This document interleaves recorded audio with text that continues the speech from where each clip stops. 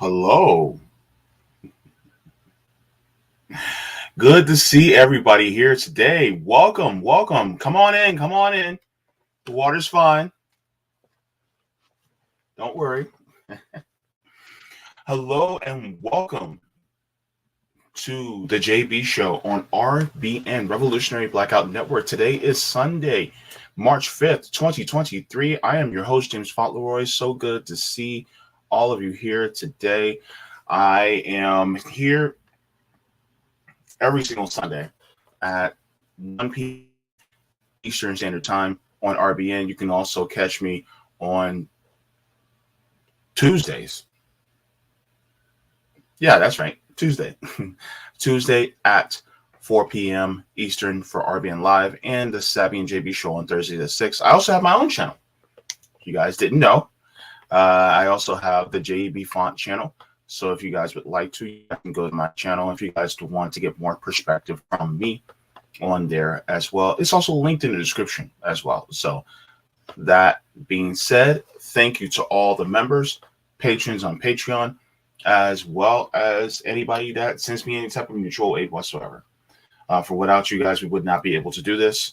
And thank you so very much.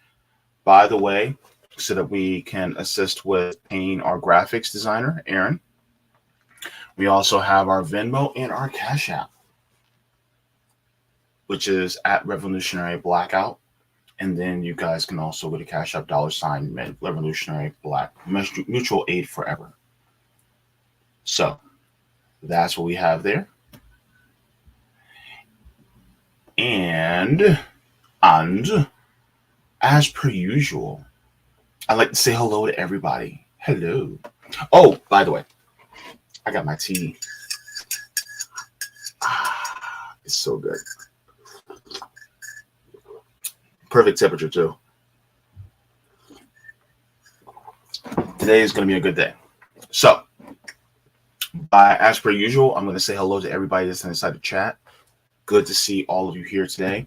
Starting off with Goody Weaver. Thank you so much for becoming a member. Appreciate it. Yes, we do have memberships now. Memberships start at $3.99, and you guys can become a member for Revolutionary Blackout Network channel. Thank you so very much. We have Black Freud. Thank you so much for becoming a member as well. And then we also have a Revolutionary Alliance. Thank you for becoming a member. Terry T, thank you so much for becoming a member as well. So thank you guys so much. Starting off, we have Eric Gray says, "Sup, y'all?" And anyone who advocates for someone to be censored clearly fails to understand how it can be eventually be used against them. Yeah, that's the thing. A lot of times, a lot of people don't realize, especially a lot of people who consider themselves to be more liberal, they will cheer for censorship on the right. And then some people on the right will also cheer for censorship on the left without realizing that they are also shooting themselves in the foot, which is also very important. The Jam Mom is also in here saying, "You're good to see you, the Jam Mom." All right, we have Wadi coming in saying, "Hey, everybody, good to see you." All right. Rondo Ellsworth says, "Fresh cut JB." Yeah, thanks. It was about time. I really needed it, but I was broke, and some people helped out, so I'm appreciative of it. We also have Jeffrey Moore saying, "Peace, love, and live long and prosper." Thank you so very much. Isn't that the indigenous pattern on your picture there? The pattern for indigenous tribes, especially, I think it's for indigenous nations, I should say, especially in South America, if I'm correct. It's a very beautiful pattern, by the way, just to let you guys know. Also, Edward says, "Comrades, thank you, YouTube. I comment here. I'm hoping I'll be seen here among good people." You are seen and you are heard. Thank you, Edward. Good to see ya. And Old Man Barker coming in saying, "Hey, buddies. Good to see you, Old Man Barker." We also have Christine coming in. Good to see you, Christine. All right. We have here Vinta Cafe says, I would like to see each RBN crew members carrying a cat like Roman CJ. I don't have a cat. Actually, okay. I've never had a pet before. Sorry. It's just never could afford one. Plus, some members of my family aren't too fond of cats. So I never grew up with having a pet, period. So we never had one. Oops. We also have James. Thank you so much for the super sticker. Appreciate it. All right. We also have Colin coming in. Good to see you, Colin. Jaybe with the fresh cut. Thank you so very much. Thank you so much. Yes. Thank you. Thank you so very much. Appreciate it. Jeffrey says, yes. Oh, yeah. Awesome. Awesome. Yeah. Solidarity with all of our people, indigenous people from the indigenous nations all over the world.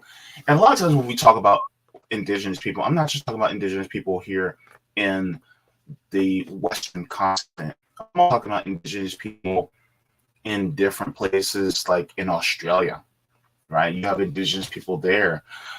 African people, we are indigenous to Africa. So African indigenous, you have European indigenous. So to all the indigenous people, shout out to all of you out there. All right. Edward Allen says, YouTube always tries to scare me off with the blue box warnings. Daryl Lawrence saying people shouldn't own animals anyhow, JB. I mean, that's not an argument I can have. I'm not prepared for that argument. I do know a lot of people that have pets and they take care of them and they're like family members to them. So, yeah. Sweary Fairy is also in the chat saying, oh, bestie, that makes my heart hurt. Oh, we need to take you on an animal shelter so you can pet those sweet babies.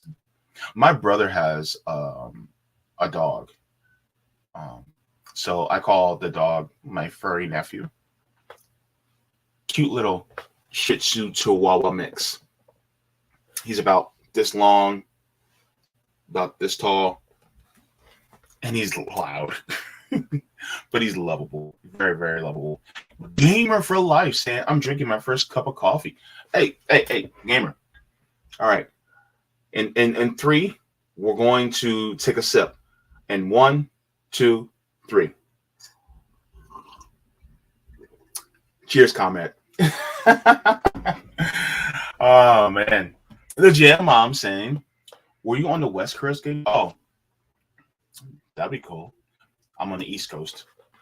Rick Sodi says, hey, y'all. Good to see you, Rick. Rick is awesome up in here. All right. Okay, good. Everybody's pouring in. Okay. So, my guest is running a little behind, so hopefully Eddie will be in here shortly. So then we can get on with this conversation. And I will be starting off with, I'm sorry, I'm looking at the comments too. I'm starting off with a couple of news stories that I'm going to be going into. Momo, JB, are you from? No, I'm from Jersey originally. So yeah. So I am going to be going into a couple of news stories that I wanted to discuss. And hopefully we will get into that. Let's do this.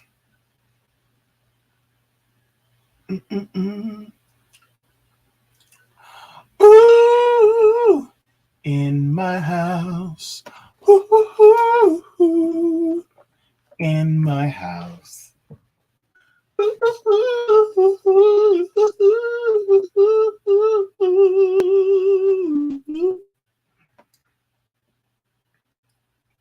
right, so where are you? Oh, here you are. So one of the things that I want to touch on.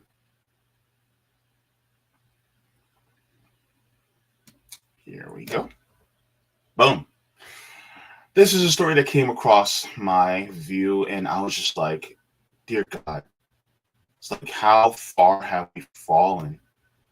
But then I got to realize this is just how the United States is, and how the United States is perpetually continuous behaves within the capitalist system. So, this story coming out of Reuters. It says U.S. company fined for hiring kids to clean meatpacking plants. You heard that? Wait. You heard that right. Y'all heard that. Kids cleaning meatpacking plants.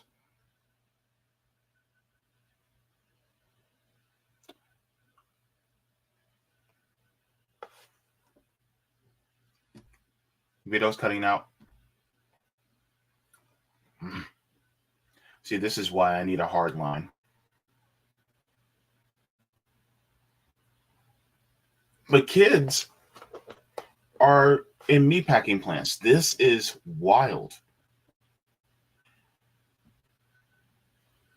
So let's get into it. Oh boy.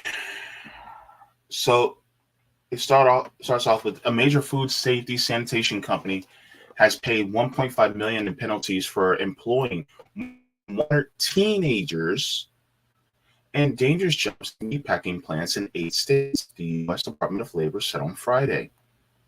The department said that Packers Sanitation Services Incorporated allowed at least 102 children between 13 and 17 years old to work overnight shifts and use hazardous chemicals to clean dangerous meat processing equipment such as brisket saws and head splitters used to kill animals.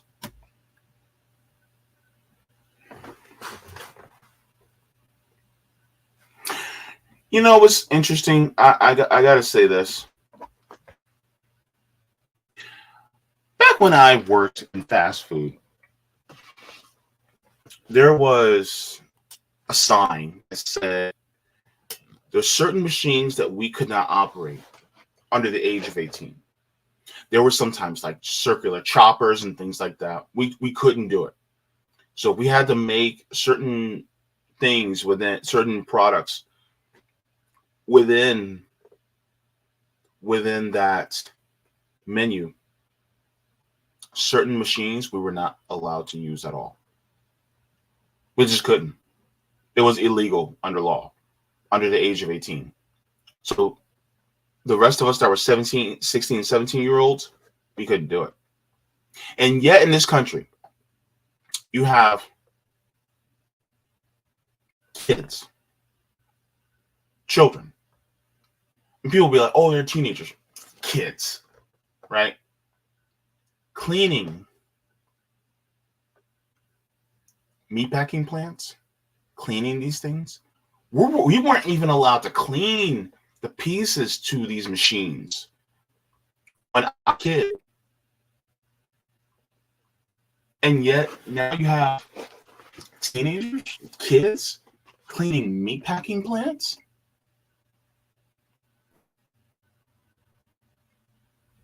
Child labor. That's what this. Let's continue. It says Packers contract meatpacking companies to provide cleaning services at slaughterhouses.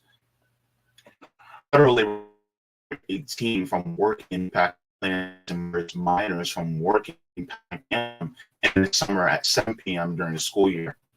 The largest penalties against Packers contracts at JDS USA plants in Nebraska and Minnesota and Cargill Incorporated plant in Kansas. The Labor Department did not accuse JBS, Cargill, and other meat packers of wrongdoing. Part of me is like, hold up. Y'all mean to tell me that y'all got a bunch of teenagers coming in to clean your facilities overnight, and you mean to tell me y'all didn't know? Some of your workers find that suspicious. See a bunch of kids from Central and South America coming in that only speak Spanish, that are cleaning your plants. You mean to tell me that that's not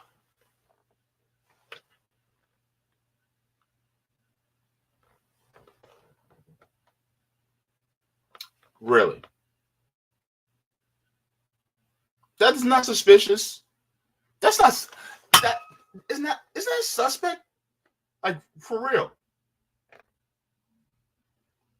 I don't believe these companies. I just don't believe them. I don't believe management. I don't believe the executives. I don't believe them. And I sure as hell know that some of them workers close to closing time have saw some of these kids come in to clean these plants. I remember back in the day when I was working at a restaurant. It was a theme park restaurant. And we were responsible for cleaning the workstation, like the cutting boards, and refilling, restocking, making sure the fridges were clean. But as for the stoves and the grills and things like that, we did not clean them. A cleaning crew came in. And the majority, if not the entire cleaning crew, were all Central and South American people. They were grown. They were adults. Some had to be in their mid to late 20s at the youngest. And so we stayed there long enough to see them come in, right? Because we closed at 11 p.m. during the slow season. We closed at probably close to midnight. I'm sorry, 10 p.m. during the slow season, around 11 p.m. during the height, the busy season. And they would come in at 11:30 midnight, and we would still be cleaning up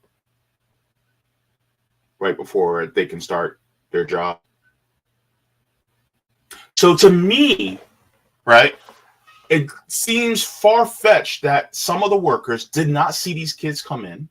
It seems far-fetched that some of the management did not see these kids come in and didn't raise concerns like, wait, that kid looks a little young to be cleaning a bone saw.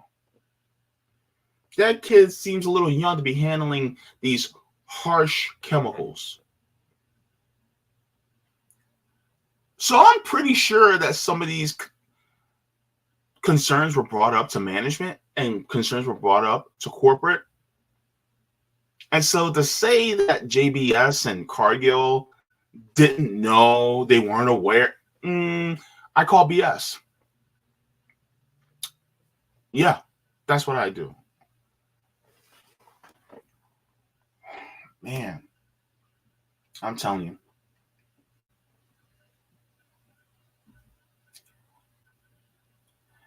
Says Wisconsin-based Packers said in a statement that it has zero tolerance policy for employing minors.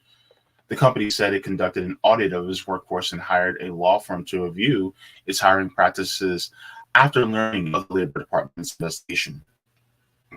Y'all should have known that. Y'all should have been doing it beforehand. Why not now? Gosh. These people, they think we may have been born at night, but not last night. The Department of November sued Packers in Nebraska federal court for allegedly employing at least 31 children at 3 meatpacking plants. Packers settled the lawsuit in December by agreeing not to hire minors and to have an outside specialist monitor its compliance with labor laws. See, this is the problem with capitalism. You see, in order to not do things bad like this, in order to not screw over people, they literally have to have a babysitter. There's no ethics when it comes to capitalist corporations. They don't have ethics. This is why they have to be babysat by bureaucracies, by government entities, so that they don't do something that is dangerous for people. Because You don't have workers that are overseeing what's going on. And the fact that workers are stakeholders. And so if something goes wrong, they are directly affected. The executives, the shareholders, they're not affected. So therefore, they don't care. So they have to literally have their hand held in order to do the right thing.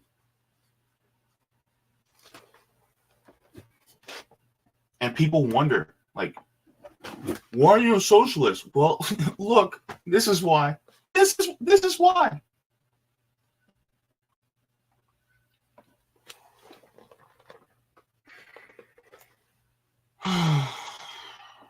Gosh. The findings announced on Friday stem from a broader Labor Department investigation of Packers. The department said in the lawsuit that most of the children who worked at the 3 plants were not fluent English speakers and had to be interviewed in Spanish, though it was not clear whether they were immigrants. Okay. A Labor Department spokesperson said that the agency did not verify the immigration status of the children. Why not? Should have been done. Reuters has reported that the illegal use of child workers, particularly migrants, is widespread, including at chicken plants in Alabama and by contractors who employ workers at Hyundai and Kia assembly plants. The automakers have said they don't condone labor law violations or are reviewing hiring practices used by their suppliers. So even your cars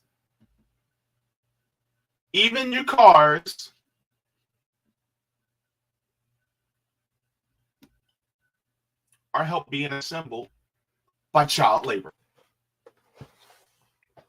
Well,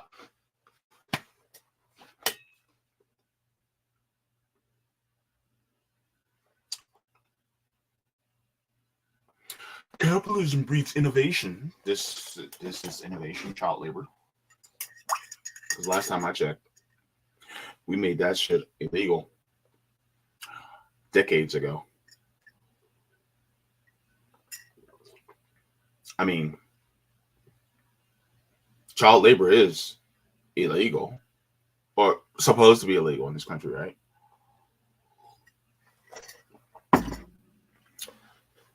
Funny thing is,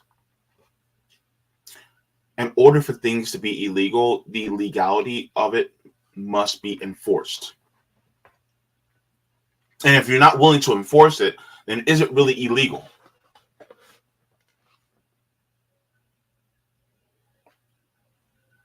I'm going to ask that question again.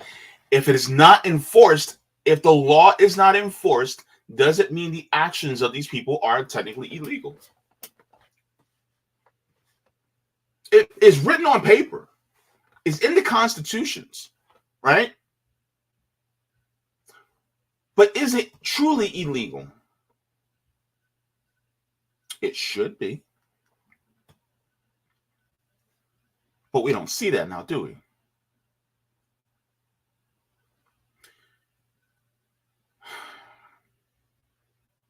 Capitalism.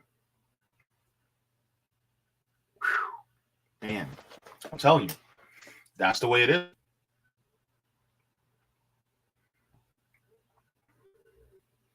And it's pretty sad that, stories like this are coming up. And the mere fact that you have these kids who are migrant children that are being victimized in this way, it doesn't make sense because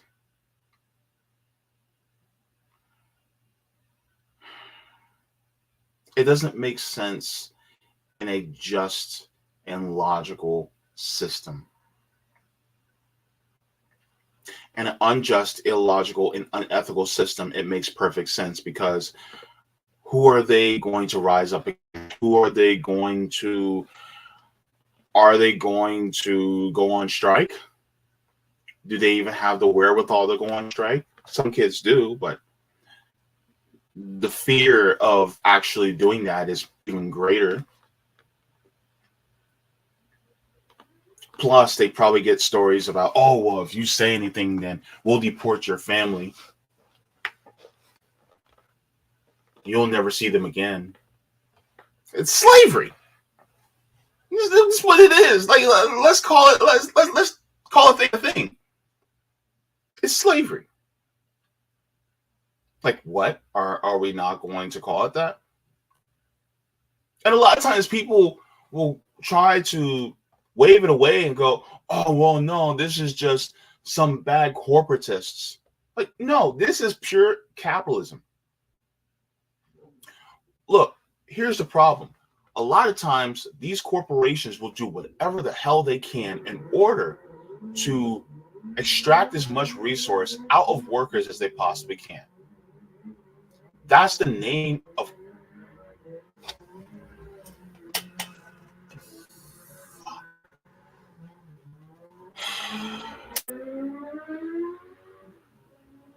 sorry, I live in the hood. Anyway, so did y'all hear that? I wonder if you guys heard that. If you guys didn't hear that, then that's great. Thank you. Thank God.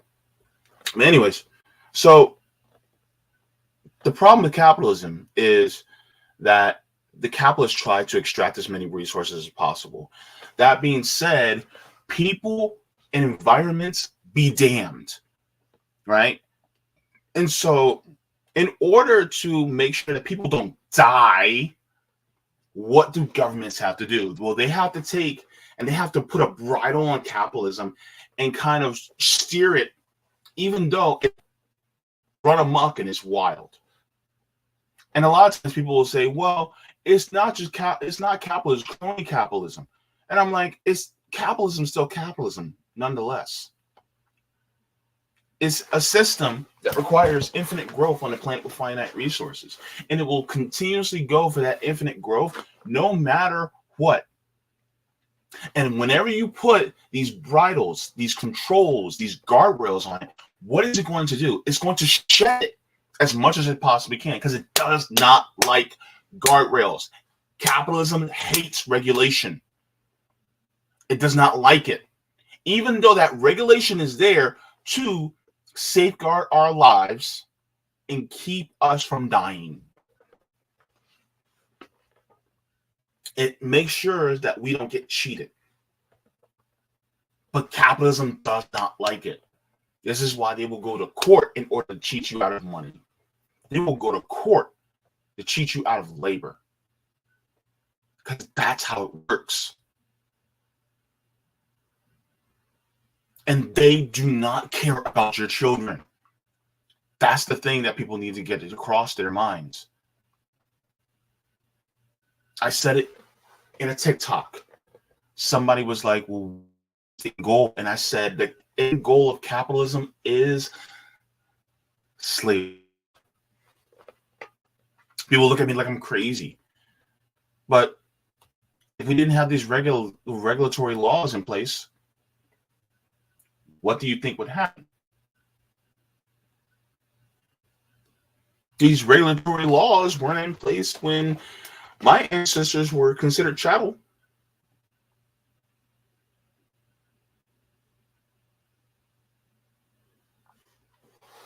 So what? That's the problem with it. This system. I'm going to go to some comments in the chat.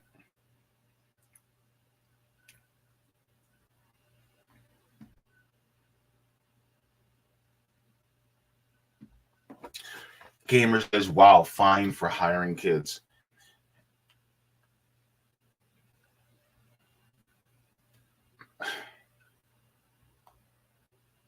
I don't even know what to say. Like, that's a slap on the wrist. Swear fairies, how long of an Ethernet cable do you need? 75 feet? Yeah, like everything is in the living room, and I'm in my bedroom, and I'm in the opposite side of the house, and yeah. Plus, I got a family member that's living in my living room right now. So yeah, unfortunately, yeah, that's the way it is right now. Behind the Ferns says fines do nothing. Those companies should be seized and nationalized. Absolutely. I agree fully. Edward says new future or no future. Socialism now. Yeah, absolutely. Richard Parker says 13-year-old cleaning head splitters. This is a sick society. Absolutely. Do they even realize what's involved in cleaning those? Like, you're literally cleaning off brain matter.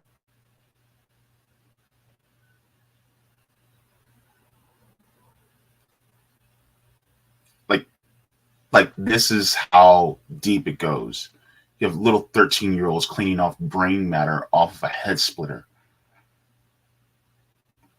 using dangerous chemicals. I remember working in the kitchen. We used to use degreaser in the ovens to degrease the ovens. And one guy, I think he was wearing shorts when he shouldn't have been wearing shorts, and some degreaser got on his legs and he started breaking out. And we were like, dude, you need to wear the actual proper PPE in order to use these chemicals. These chemicals are not, and this was a grown man. This dude was in his mid to late 40s. You can imagine what it's doing to a kid's skin. Kids have more sensitive skin. God.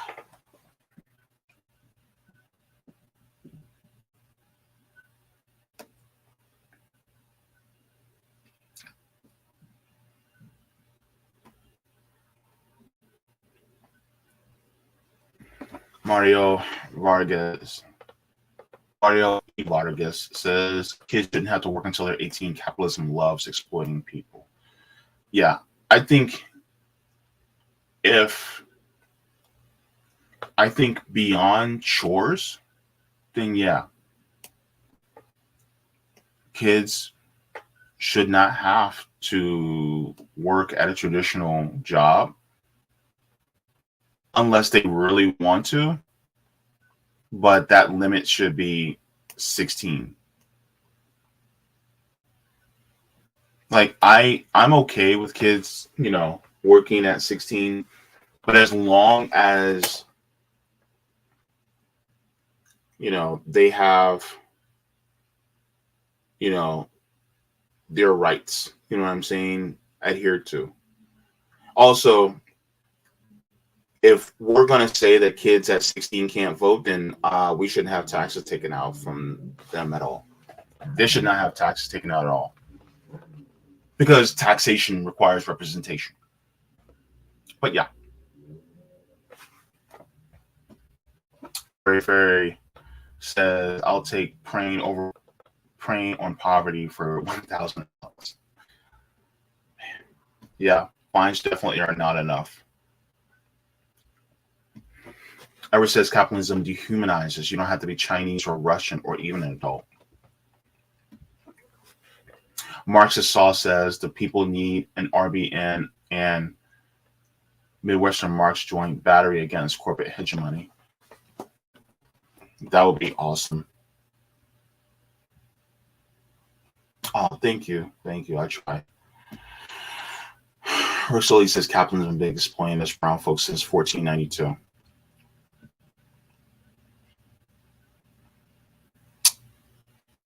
Yeah, that's been a long time. This is actually a great point, Swear Fred. And none of these kids are from well-off families. Yeah, because they wouldn't have to be doing this type of work. If they were from well-off families, this type of work wouldn't be necessary. They wouldn't be doing it.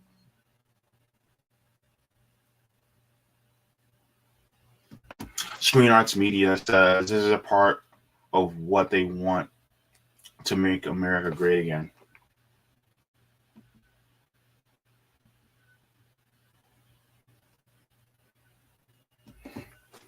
Momo says child labor was made illegal in the 1930s, but we still see cases like this.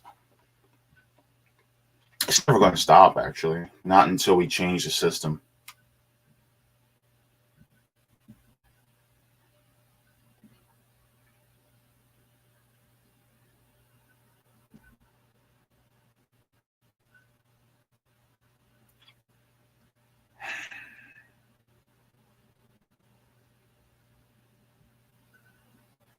Dear God. See, Matt says, when I was turning 17, Kroger had me clean the butcher shop 13 nights in a row. Luckily, my family was only slightly poor, and I was able to quit and play guitar in a band for the first time. Yeah, they shouldn't have been having you doing that. Because, I mean, Matt, you and I are probably not that far in age, and these laws were probably existed when you were 17, and they shouldn't have had you doing that, you know. But a lot of times they do it because they know that you won't say no, or you can't say no because you're a kid. So that's how they operate.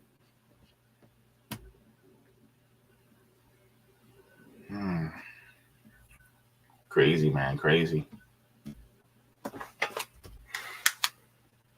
Let me check.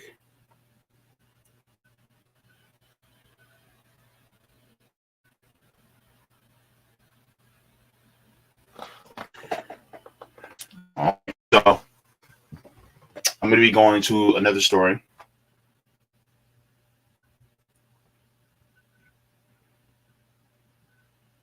Oh, by the way, let me put a link to this story in the chat as well, so you guys can have it.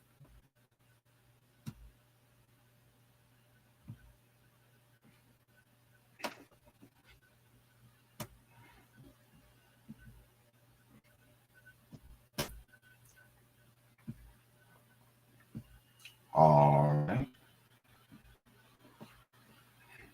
Okay.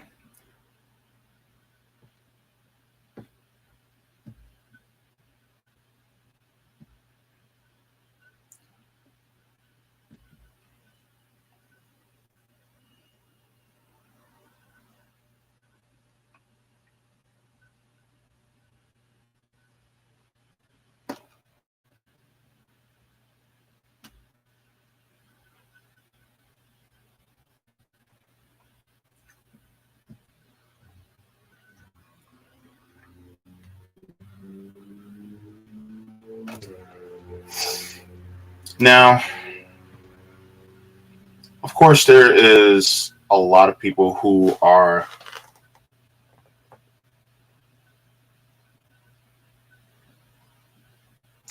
weighing in on the whole Marianne Williamson announcing her candidacy for president. But a lot of people aren't,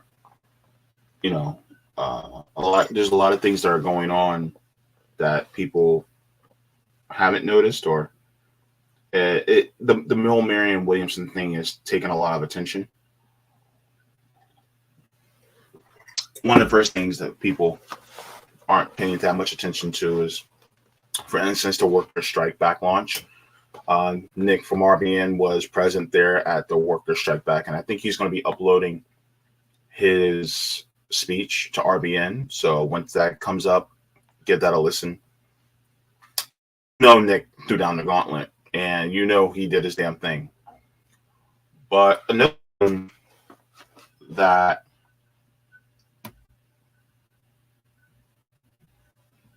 people aren't paying attention to, that especially the corporate media,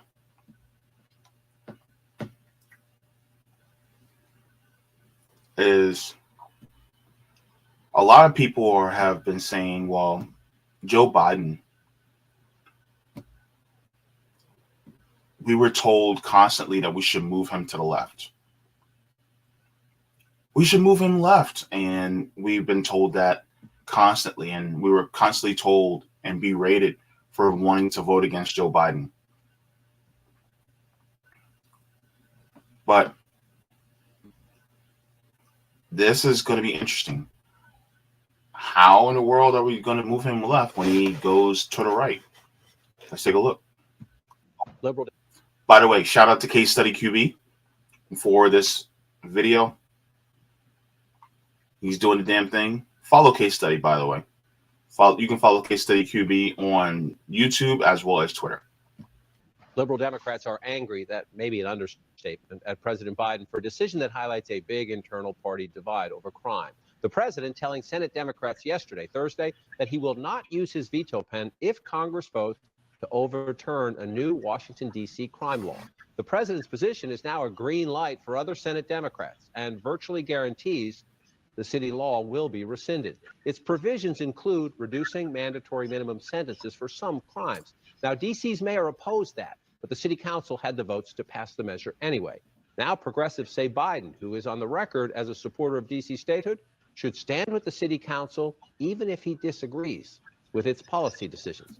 Our great reporters are back, and this one has progressives saying, you betrayed us. I mean, it's not just progressives, John. It's really a widespread sentiment within the House Democratic caucus that the White House betrayed them, did not communicate this properly, and is undercutting really a core position within the party, which is to push either for D.C. statehood, for autonomy, allow D.C. to make its own laws and rules. And I just got a statement from the chairwoman of the Congressional Progressive Caucus in the House, Pramila Jayapal, who said, I'm deeply disappointed to see the president announce he will allow Congress to overturn a D.C. law for the first time in decades. This is simple. The District of Columbia must be allowed to govern itself. Now, that is on the policy side. Then the politics. There were more than 170 House Democrats who voted against this Republican effort to repeal this law. And all of a sudden, they learned yesterday Joe Biden is aligning himself with the Republican Party. So now these members, who some of them are in difficult races, difficult districts, like Abigail Spanberger from Virginia, are seen to the left of Joe Biden, have exposed themselves to Republican attacks of being soft on crime. So to a lot of Democrats I talked to this morning, they see this politics 101. And one of them said to me, I just can't trust the White House anymore. So how does the White House answer this, in the sense that those Democrats are essentially saying the president made a decision in 2024 after exposing them? I mean, they definitely faced questions about it yesterday at the White House. Here, you were among those asking the question, so let me stop. Let's just listen to a little bit as the press secretary tries to explain this. The D.C. Council was put forward over the mayor's objections, and the president wants to make sure that communities, even in D.C., the Americans in D.C., feel safe. The president still thinks that D.C. should become the 51st state. That is something that he has supported for decades, not just these last couple of years. But he feels as president, he has the obligation as well to keep America's cities safe. So they're trying to say he's not abandoning principle, he's just making a particular issue here. But to Manu's point, he's the leader of the Democratic Party. If he was going to do this, shouldn't he have done it before the House had to vote? Yeah, that's right. I mean, you have these two things clashing here, right? You have on one hand the White House saying that the president supports an autonomous government and DC's ability to self-govern. On the other hand, you also have an awareness in the White House that crime and policing is going to resonate both in the election and it has basically throughout President Biden's time in the White House. When Karine Jean-Pierre was pressed on this yesterday and pressed on these two things clashing together, she basically said that, look, the president felt that he had to step in to protect residents of D.C. Folks followed up and said, well, but D.C. Council has pushed this forward. Isn't that them self-governing, right?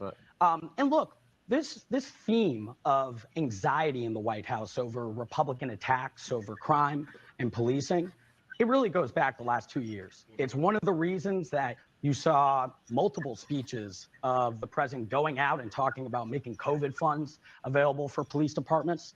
It's also been followed by anger among some progressives that criminal justice reform has been put to the side.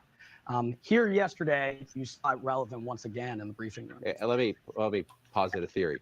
Between the House vote, where the president had the Democrats essentially trying to protect D.C., and the president going up to Capitol Hill yesterday, we told Senate Democrats, I don't want any part of this. Chicago booted its mayor, and crime was a big issue there as well. So you can look at the New York City mayoral election. You can look at the fact that those House Republicans won in New York State. Crime was the big issue there. Look at Lori Lightfoot losing, not even making the runoff. Maybe the president's saying it's time to reposition. Well, for the president, that isn't a reposition. President Biden, as he was campaigning, President Biden all along has tried to put some distance between himself and some of the most progressive ideas on law enforcement. Now, he has made clear that he supports community policing, that he does not want this broken relationship between the police and those that they are supposed to serve and protect. But at the same time, he has been very clear that he does not support anything resembling defunding the police, that his brand is to fund the police, and his brand is to not be soft on crime. A reminder, he was the author of the crime bill. And look, this is really the first big victory of Republicans in this new majority. This is pushed forward by the House Republican majority. They can do it under the procedures to rescind a rule, and they did this here. So that's one area where they could succeed by putting pressure on the White House. A little taste. Every day we get closer to 2024, these things.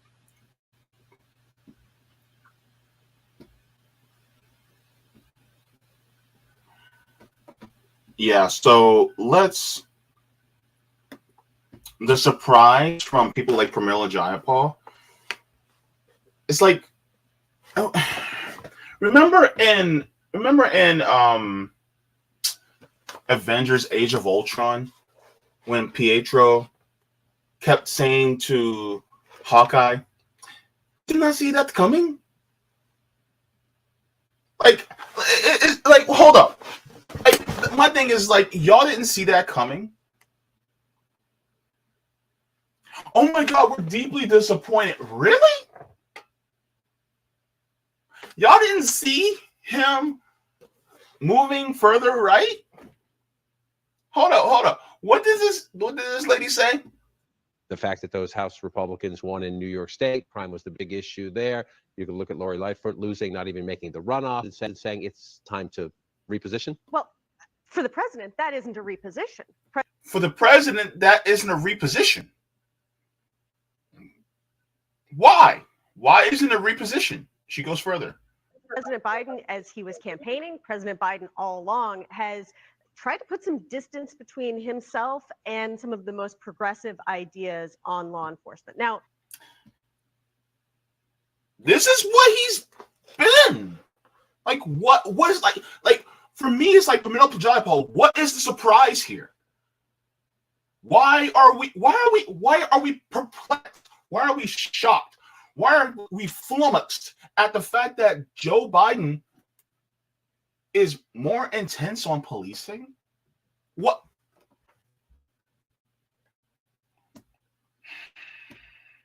he has made clear that he supports community policing, that he does not want this broken relationship between the police and those that they are supposed to serve and protect. The relationship between policing and the people that they're supposed to protect isn't broken. It's always been this way. There's nothing to break. The thing is that policing, ever since its inception, was to protect capital. What were the slave patrollers to do? Slave patrollers were to catch slaves, bring them back, to keep capital solvent so that it can continuously make more profit. That's what it was. And keep the slaves in line so that they won't get out of hand and destroy the profit motive. That's what it was. You think that this had changed at all? Has it changed at all? In its 150, 200 years since its inception, has it changed? No. So by that very notion, for us to say that it's broken means that it had to have been beneficial for the people in the first place. Guess what? It wasn't. It wasn't. That's the problem. The thing is that policing was never meant to actually serve the people. It was to serve profit. It was supposed to serve capital. So even then, on this lady, I would push back and say, there's nothing broken about it. It's doing what it always has been. The problem is that we're trying to remake it for something that actually benefits the people instead of profit, instead of capital. And this is who Joe Biden is. Joe Biden is a cheerleader for the capitalist class, for the oppressor class. But At the same time, he has been very clear that he does not support anything resembling defunding the police, that his brand is to fund the police, and his brand is to not be soft on crime. A reminder, he was the author of the crime bill. And there it is, folks. There it is. Again, my question to the progressives and Camilla Jayapal, really, hell, the entire Democratic Party, to be honest with you. Why so surprised? Like, really? Y'all thought, this is the crazy part. Y'all literally thought that Joe Biden was going to go, oh, well, I guess we should partner with them to be, better for the people instead of the police, so that they can actually have a better, living conditions and better public safety than this occupying military force in the country that we call the police. Maybe we should do a little bit better with them. No, he did not say. Look, let me show you. Have you guys ever heard of the ratchet effect? Have you? Okay, let me show you what it is. Let me learn you something. All right, so here's the ratchet effect, okay?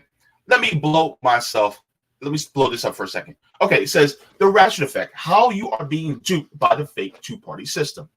You are literally seeing the ratchet effect in real time. What does it say? On the left side, it says Democrats block movement back to the left. On the right, it says Republicans turn everything to the right. So everything can go left. Anything can go towards the right. But when it comes to going to the left, there's a stopgap. That's how it works. So therefore, you can never move left. You can always move right. Always. You can go further and further and further to the right. Like Diddy said, can't stop, won't stop. You can go to the right as you want. You can go fascist if you want in this country. But the minute you start to go even slightly to the left, you are stopped. You are halted. Do not go. Do not collect $200. That's how it works in the United States of America. And so when you start talking about defunding the police, which really is not an extreme position, all it really is that you're talking about divesting some money from police in order to give it to more necessary and disenfranchised groups and neighborhoods and communities in the country, so that it will lower the amount of people that need policing. Because people commit crimes of opportunity, lack of opportunity, and desperation. So because of that, if you increase their opportunity and if you lessen their desperation, then guess what? The likelihood of them committing crimes goes what? Down. I'm saying it like we do in Jersey, down. So if that's the case, then guess what? The necessity for police goes what? Down. If the necessity for police goes down, then guess what? Then they don't need as much money. But here's the problem. When you're taking that money, then guess what? You go even further. You start taking money from the oligarchs. You start taking money from the people at the top, the oppressor class, and you start giving it to the poor people, which is we like to call redistribution. Guess what happens? Because you're taking the thief and giving it back to the people. They don't like that. This system is like being in a mafia. You see, you have the mafia lords that own the government, right? Who's their muscle? Their muscle is the police. That's their muscle, right? So when you try to take away the funding for their muscle, they get anxious. They're like, no, we need our muscle to protect us so that these people don't come after us. And so what do?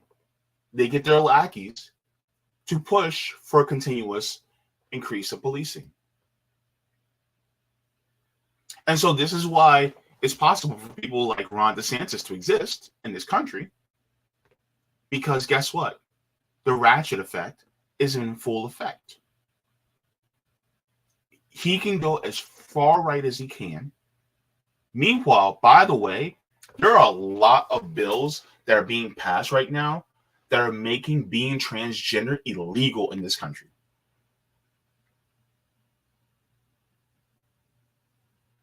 I'll tell you to you like this. When they start coming for the transgender people, and they already are, you're next. You're next. And the thing is that this isn't necessarily about identity politics. What this is about is that they do not want workers to be more fulfilled in themselves, to have more solidarity among workers. So in order to keep a divide in place, they have to make one side of the working force hate the other side of the workforce. People who are transgender, most, if not almost all of them, are just workers. That's all we are. That's all queer people are. Most of us are just workers. A lot of us are poor. And so how do you get a division? Well, you do that. And so this is how the ratchet effect works. Joe Biden is literally an indicator of the ratchet effect in this country.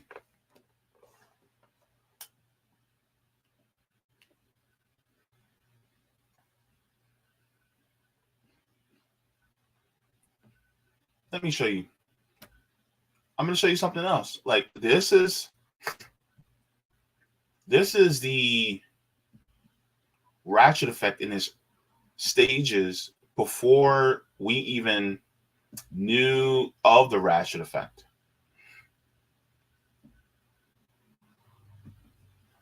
Oops. I'm going to show you guys this. Here's the ratchet effect in all of its glory. And you have to have a foundation for an effect like that. This is from Rex Chapman. It says 84 years ago today, 20,000 Americans gathered in Madison Square Garden, February 20th, 1939, and raised Nazi salutes toward a 30-foot tall portrait of George Washington flanked by swastikas. Meanwhile, Hitler was finishing construction of his 6th concentration camp. This is what happened in this country.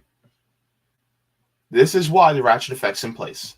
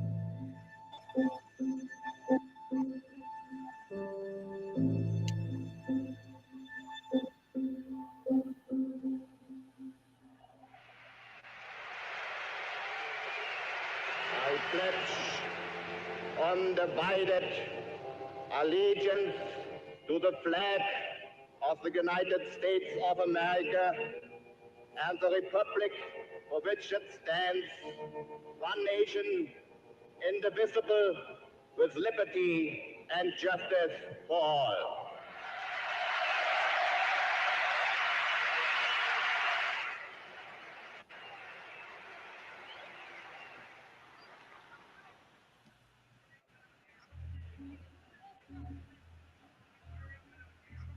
If you see there in the middle, there's a big photo of George Washington.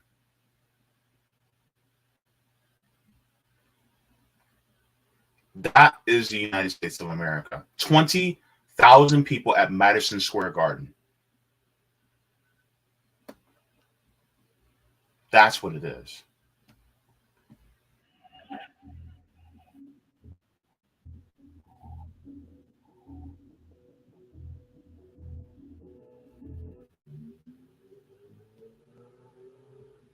This is the basis for the ratchet effect.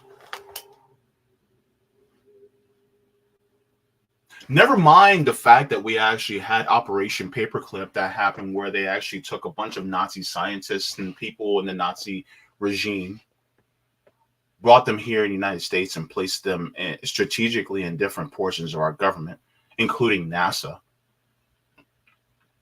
And as they sat and basically embedded ourselves into our society, guess what happened?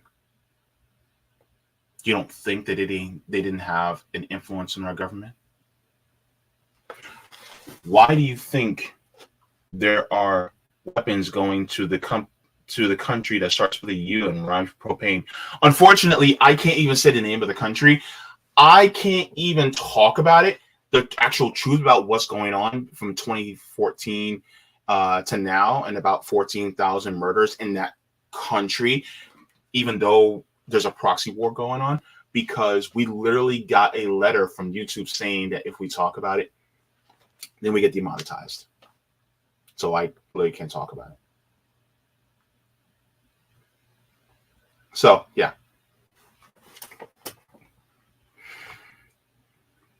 You know, so still checking to see what Eddie's going to be in.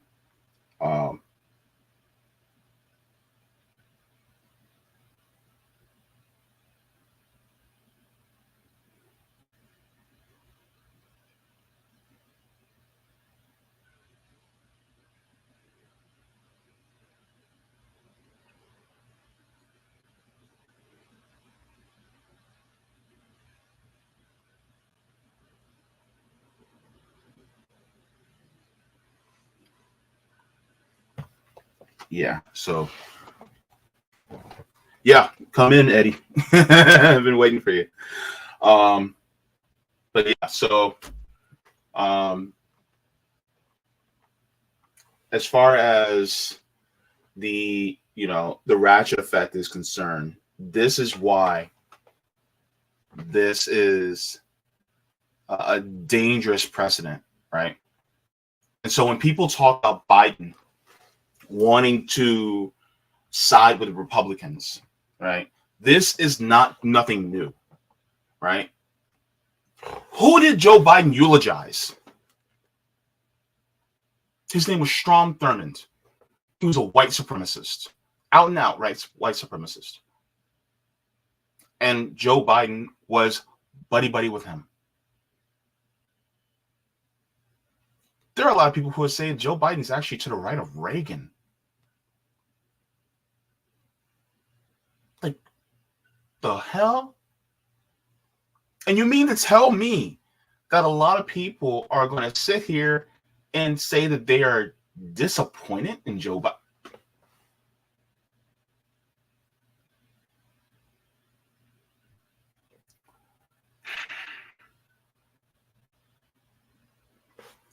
Look, let me share this really quick.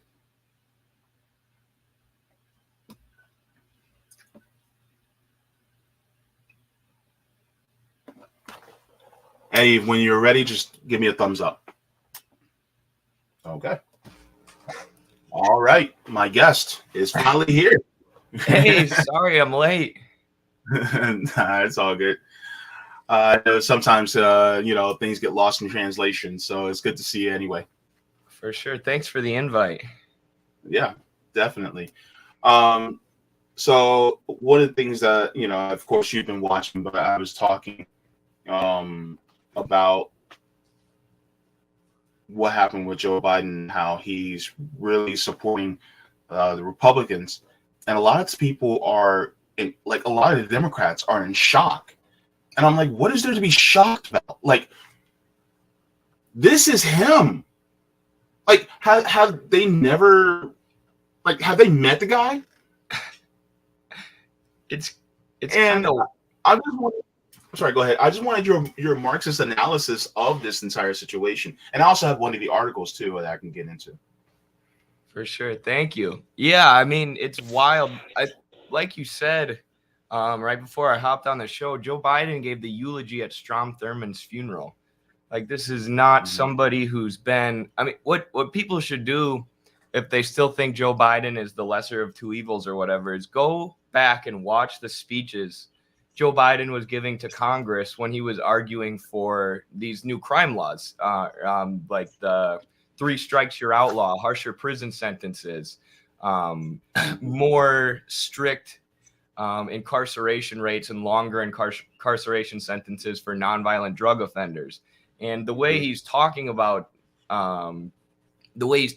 these laws is just the same fear mongering you hear from the most right-wing bigoted Republicans. He's saying, if we don't throw these criminals in jail, then they're going to be on the street where they could hurt you or your family or your daughter, just fear mongering to try and get these harsher sentences passed. And then, he now wants to act like a progressive leftist or whatever, now that it's more people are aware of how the prison industrial complex operates. Then it's absurd because he had a role in building the prison industrial complex. So the idea that this is going to be the guy who fights it, who takes down the prison industrial complex is laughable. Like I said, just go watch the speeches where he's arguing for harsher sentences for nonviolent offenders. And it's clear as day.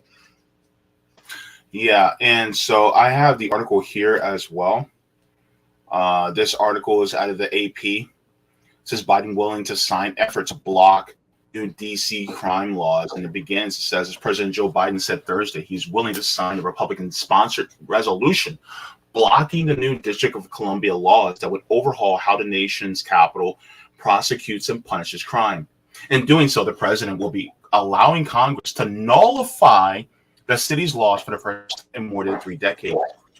Biden's willingness to do so, despite earlier opposition from his White House, is linked to growing concern over rising crime, both due to the nation's capital and across the U.S., and comes amid relentless criticisms from Republicans.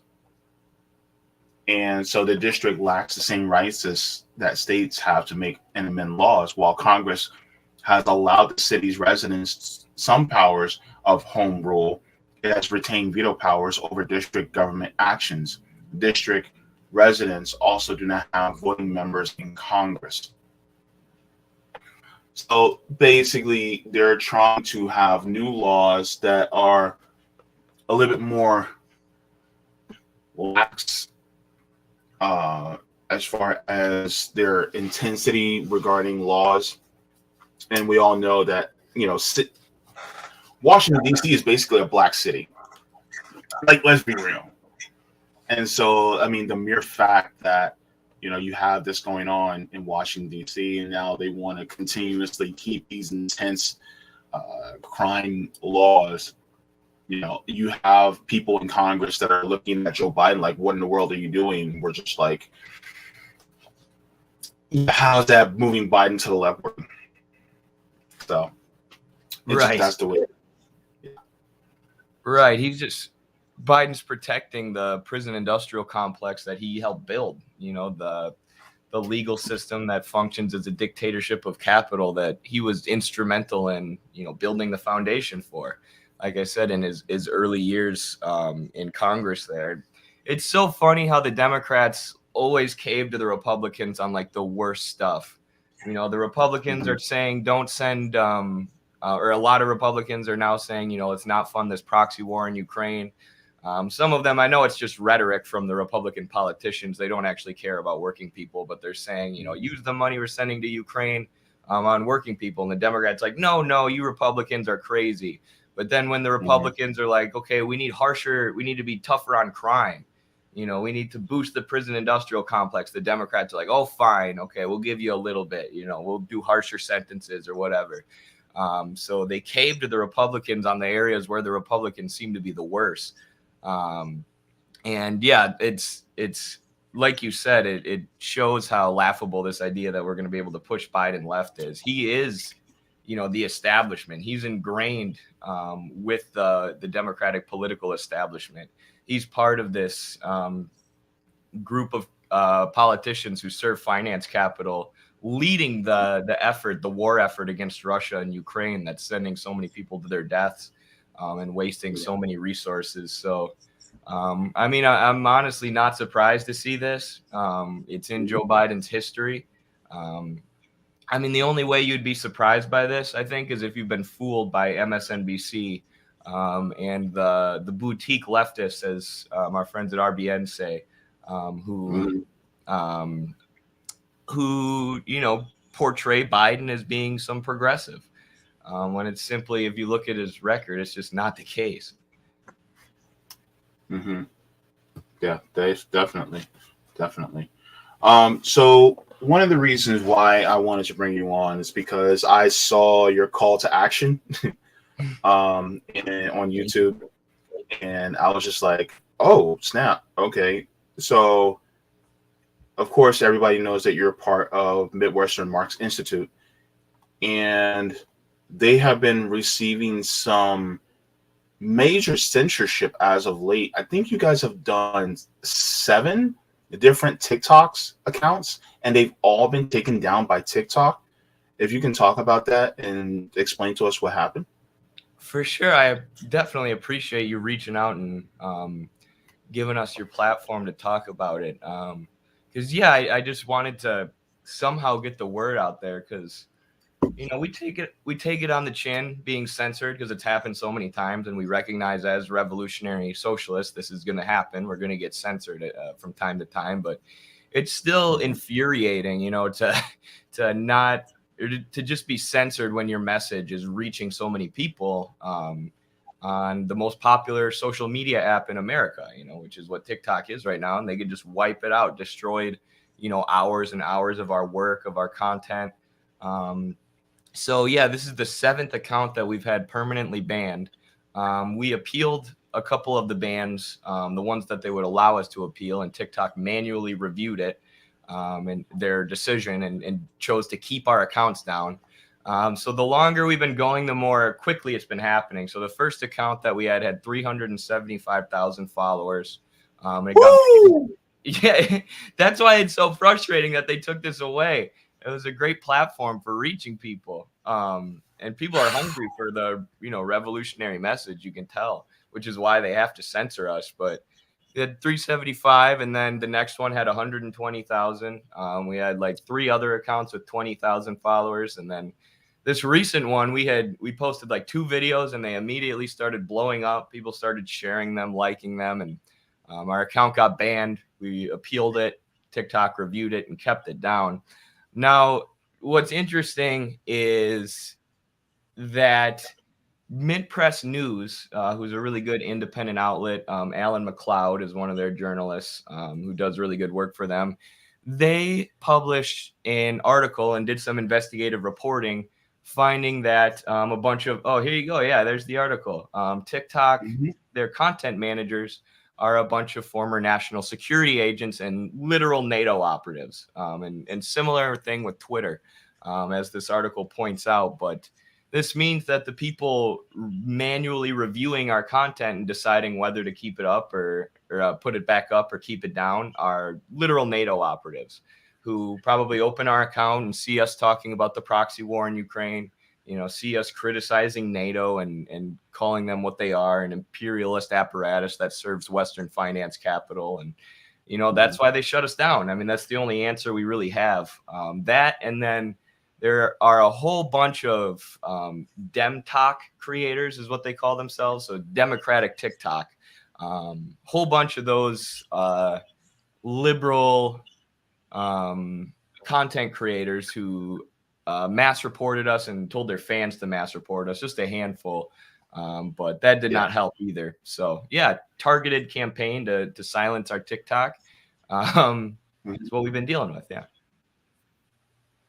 Well, I mean, there's a part in here where it talks about how the United States, that the White House had brought in, I think it was about 30 different of some of the top TikTok accounts, and met with them in order to tell them, what the talking points were. And, of course, you're going to have a lot of people who want to follow these accounts. And in doing so, they, will push back against any talk about anything that talks about taking down the system. I have to be very careful in my language, because even just over the weekend, we got a letter from the Tube about, what we can talk about regarding the proxy war.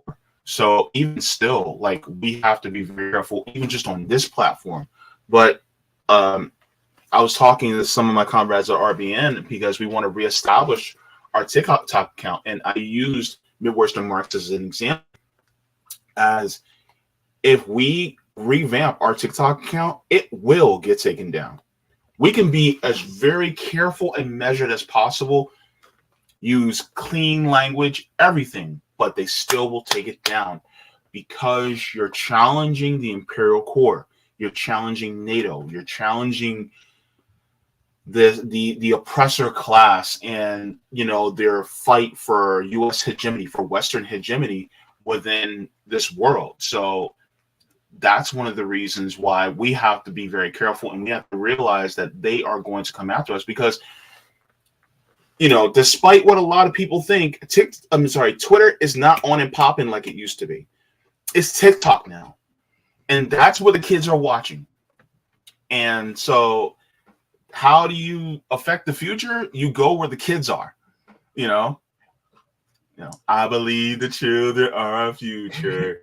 Teach them well and let them lead the way. So that's the thing. You have to, and the thing is that you're influencing kids. And now a lot of these people in the oppressor class are freaking out, because they're like, oh my God, kids are now turning more towards socialism and communism. And I'm like, we didn't do that. We're just a guide. You guys are the ones who actually did it, because you guys have kept this capitalist system in place so much to the point where kids are now looking at communism and socialism. They're like, wait a minute, you guys demonize this stuff, but from what we look at, capitalism is pretty terrible. That's such a good point. That's what I think every time we get banned, or every time, people get mad at me, they'll say I'm spreading misinformation or whatever. And that's what the Democratic liberal creators will say when they mass report our account. But like you said, it's just because the kids recognize that the system around them isn't working, and they're hungry for a message that preaches something different, or that, says we can have something different and better, to the point where the youth aren't, one, they haven't been indoctrinated with McCarthyite anti-communist propaganda their whole lives the same way baby boomers have. But second, that propaganda isn't working, because they say, well, people starve under communism. There's bread lines and there's wars or whatever. And the kids are like, there's all those things under capitalism. Like, we had bread lines during COVID the entire time. What do you mean? So it's their only option is to just totally wipe our account off the map, like they've done with 7 of our TikTok accounts. And like you said, we just need to be aware that that's going to be a thing.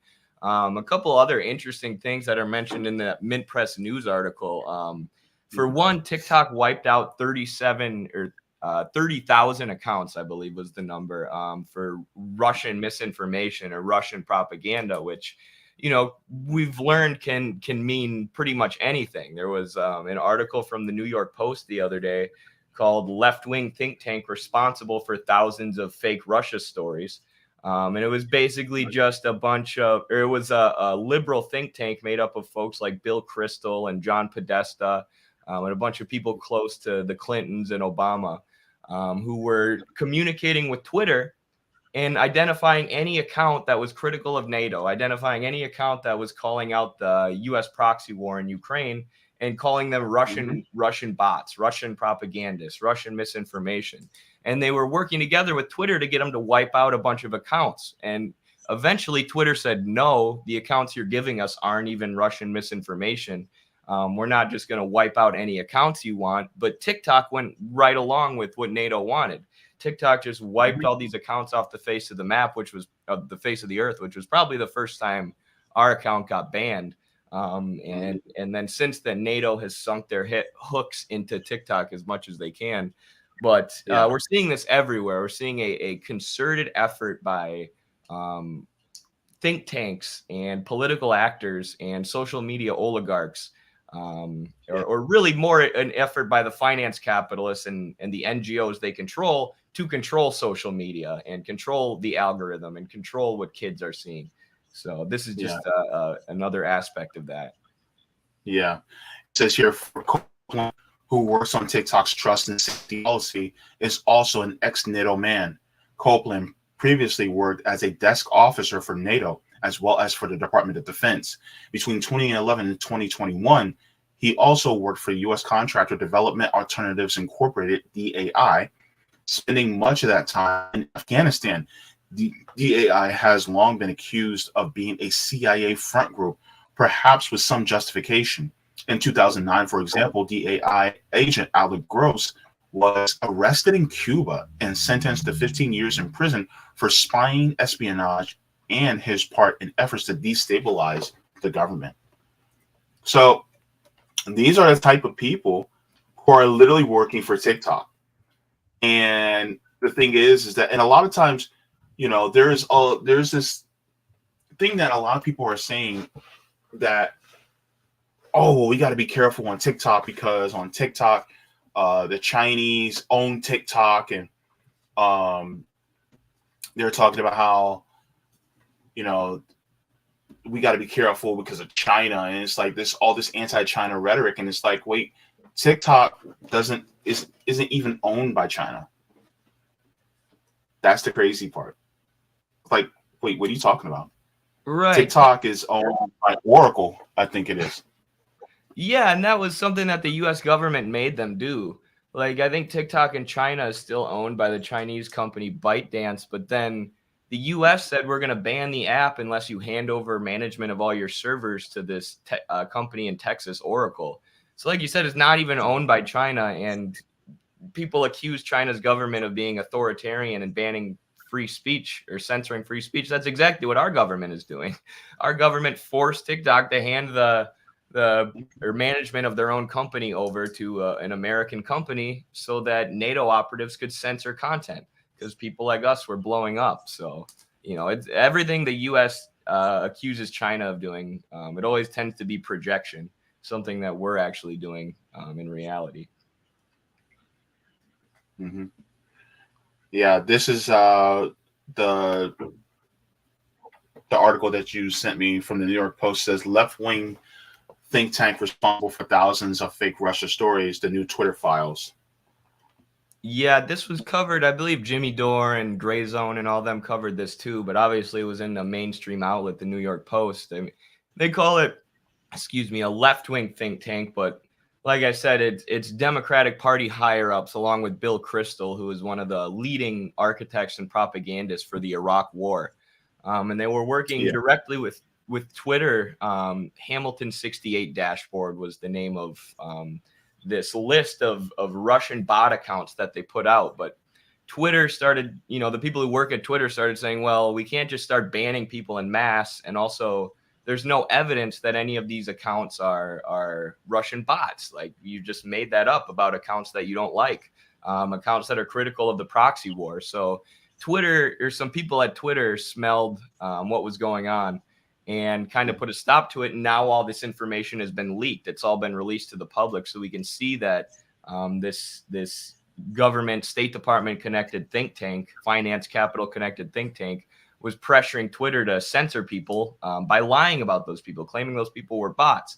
And then this story has even more meaning when you know that TikTok did wipe 30,000 accounts off their app for being Russian bots, Russian misinformation. So, you know, this story got blown up, and some good people at Twitter could smell something fishy going on, and now people know that this was BS. But on TikTok, 30,000 accounts were removed, and we'll never know if they were actually Russian bots or not. So, yeah, there's no freedom of speech. Your First Amendment rights are not protected in the dictatorship of capital that we live under. Mm-hmm. Yeah, and, you know, funny thing, a lot of people, you know, talk about, like, me and Sabby have had this conversation, and we've always thought that either one of two things should happen to Twitter. Either one, Twitter is completely worker owned and it's operated as such, or it is, you know, nationalized as a institution, you know, just like a utility, and, you know, is owned, you know, by the entire country. And so you either have one of the two of those. And then you get a lot of people with pushback who will say, well, you want the government to own it? I'm like, well, look what the government does. And I'm like, too late. The government already oversees everything. So my thing is like, the problem though is that TikTok can do it because they are private corporations, so they can go under that guise and go because of the recommendations of the government. But if TikTok were an institution that was, you know, a utility, then they couldn't do some of the things that they could do legally because it would be considered, you know, against free speech. And so, but at the same time, I don't trust it, you know, to be well regulated within the capitalist system anyway. What we're really talking about is in a more egalitarian, more equitable system, economic system, instead, you know, of having it, you know, within the system that we have now. So, you know, but even still, like, even if we were to change the system, I would think, you know, companies like TikTok and Twitter and Facebook and ones like that should be public utilities and managed as such. What are your thoughts about that? Yeah, I would agree. Agree with everything you said. I mean, it would be hard for the state to manage it right now, but that's because our state is controlled by oligarchs. Our state is controlled by bankers and finance capitalists. So we want to, you know, the whole idea is that the workers would take power of the state and make it a state that serves our interests, serves the working class. You know, any government, any state represents or develops out of the economic system at the core, the relations of production. So right now we have capitalist relations of production. The capitalist class controls the state. But if you had a workers controlled state, it would function a lot more efficiently. Because, you know, anything that the government does for working people right now, they're constantly trying to cut and constantly trying to dismantle. And corporate lobbyists are constantly influencing the government. So we have to get rid of all that, which, you know, revolutionary socialism would do. But yeah, eventually they should be regulated as public utilities, or even before a transition to socialism, that would still be better to regulate it as a public utility.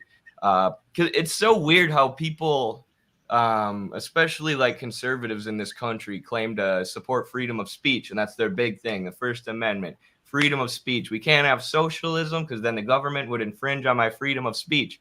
But then when the corporations infringe on our freedom of speech, they're just like, oh, well, they're a private company. They can do what they want.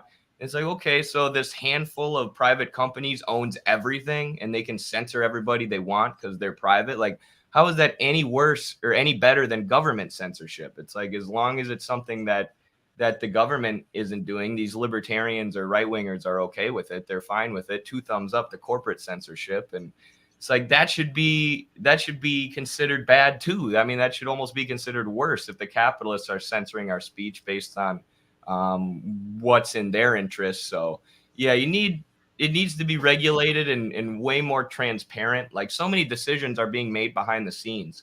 TikTok made the decision to wipe out 30,000 accounts behind the scenes. The government was pressuring Twitter to do that behind the scenes. Facebook censored the Hunter Biden laptop story behind the scenes because they were pressured by the FBI and only talked about it like 3 years later. So all of these decisions right now are being made behind closed doors by capitalists, by shareholders, and people who are invested in these social media companies. So the only solution is to have it be publicly owned, have the government regulate it. And like we're saying, under socialism, the government would work in our interest, so it wouldn't be inefficient or have the same incentive to censor working class and anti-imperialist voices. But Eddie, you mean tell me that Elon Musk isn't doing a good job? The savior of freedom of speech. He comes in on a white horse to save us from freedom of speech. Oh my goodness. Yeah, and you know, it's funny. A lot of people seem to be more cool with corporate dictatorship versus the dictatorship of the proletariat. Either way you go, you're going to have a dictatorship. It depends on who you want dictating the laws and the policies of the country. Do you want just a small, tiny group of super rich pricks to rule over you to say what you can and can't say? Or should it be done in a more larger democratic fashion amongst the working people, the working masses, in order to be able to dictate what we can and can't have? I honestly go on the side of a flourishing democracy to choose versus it being at the hands of some corporatists to, some oligarchs that really don't have our best interest at heart.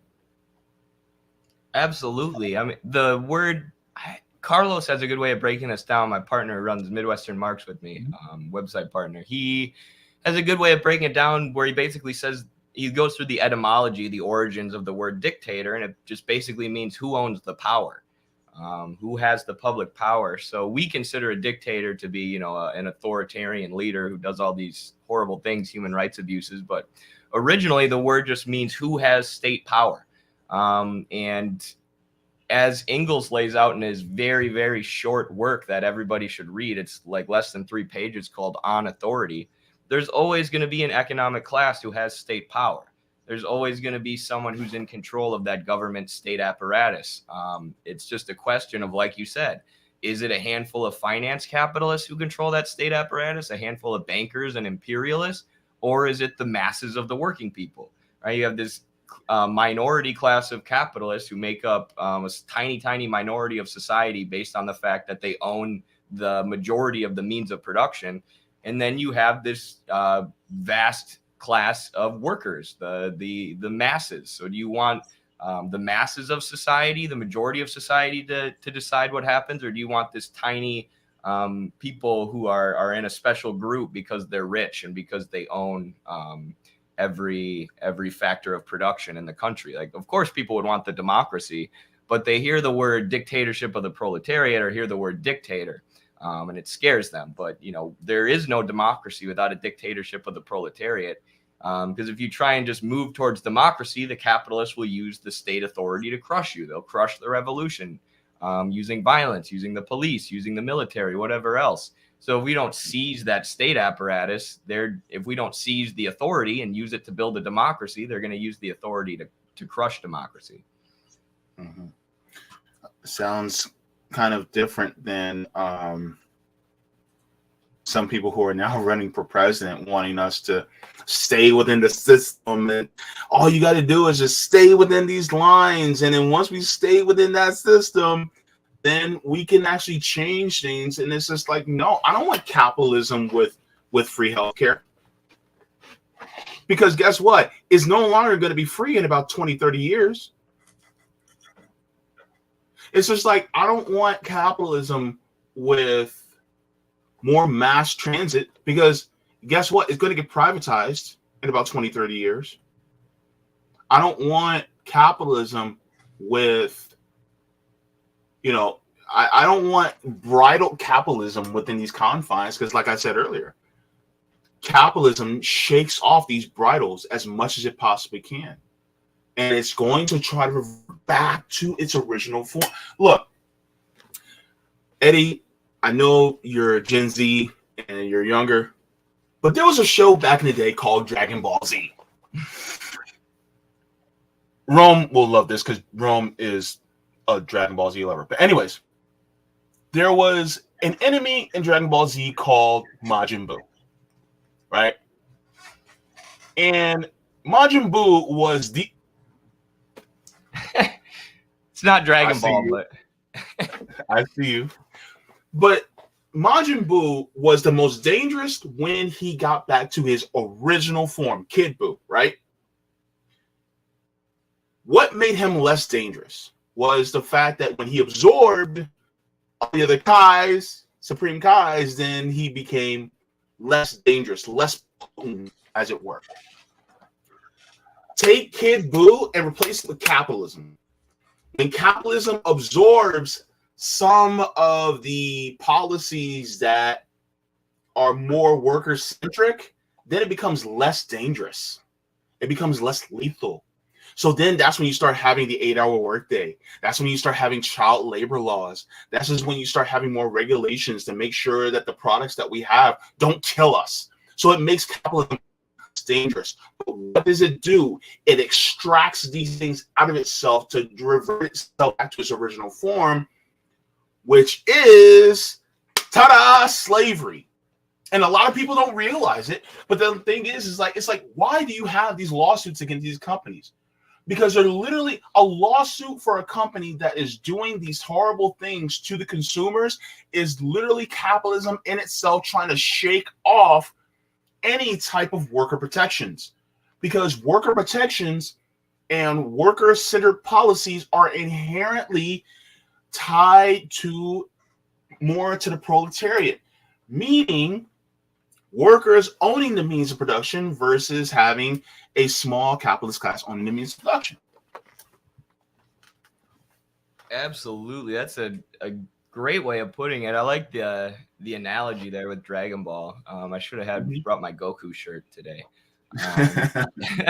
It's seriously a good analogy, though. It makes sense. And I mean, I've talked about this quite a bit. I'm getting a grad degree in healthcare administration right now, and I have been for the last 2 years. And one of the main takeaways I've gotten from that is that Medicare for all would not fix our healthcare system. It just simply wouldn't be enough. And if you want to read more on that, you can check out the Journal of American Socialist Studies 2 at midwesternmarks.com. I did a whole Marxist analysis of the American healthcare system. But it's so broken and it's so profit-based at every level. Like, yes, the insurance companies are the worst part. Thank you. The insurance companies are a for-profit middleman in between you and your healthcare who have nothing to do with actually providing healthcare. They just rip you off.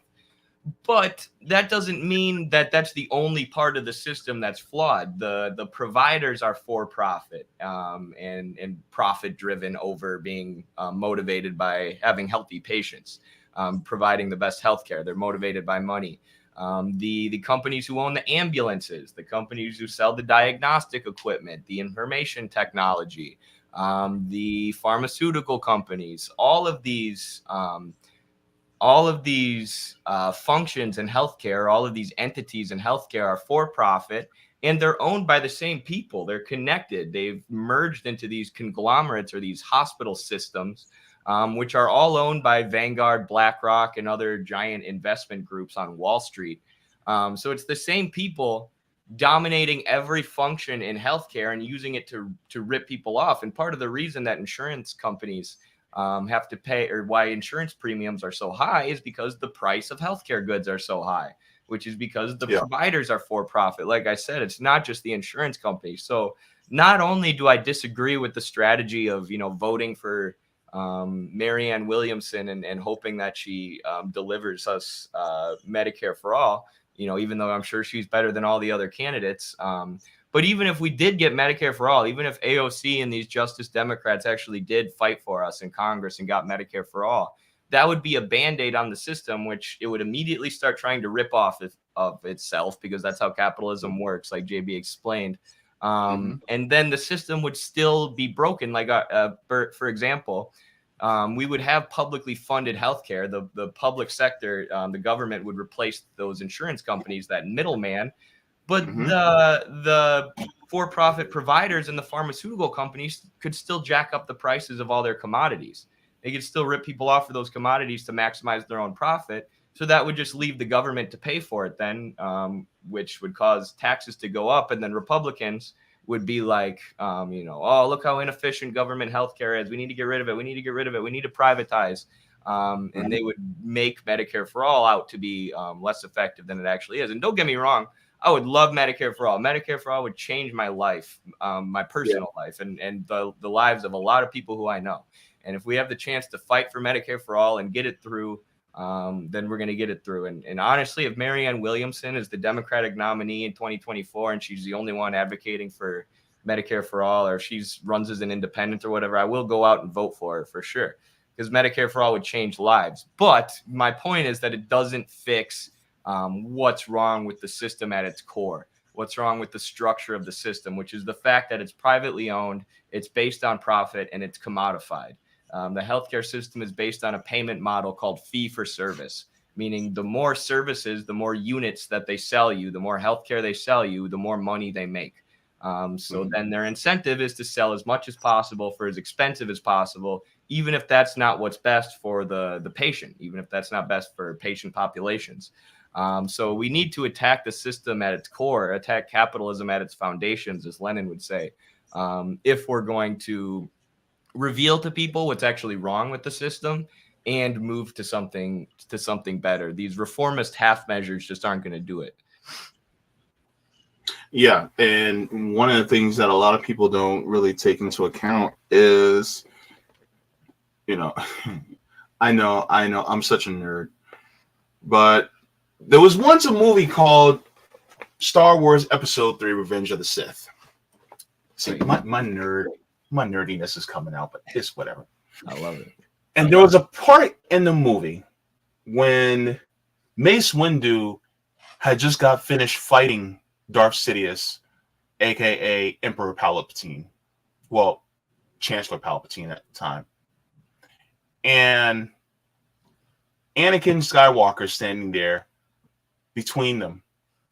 And Anakin's like, no, he must live. And Mace Windu says, no, he has control of the Senate and the courts. He's too dangerous to be left alive. That's capitalism. Because guess what? Even if we got Medicare for all, who's to say that the Supreme Court wouldn't side with the corporations and take it away from us? It has control of the Senate and the courts. Capitalism's too dangerous to be left alive. So that's the thing that a lot of people don't realize, is that in order for us to really change the system, you have to change the courts. You got to change the system as far as the political system.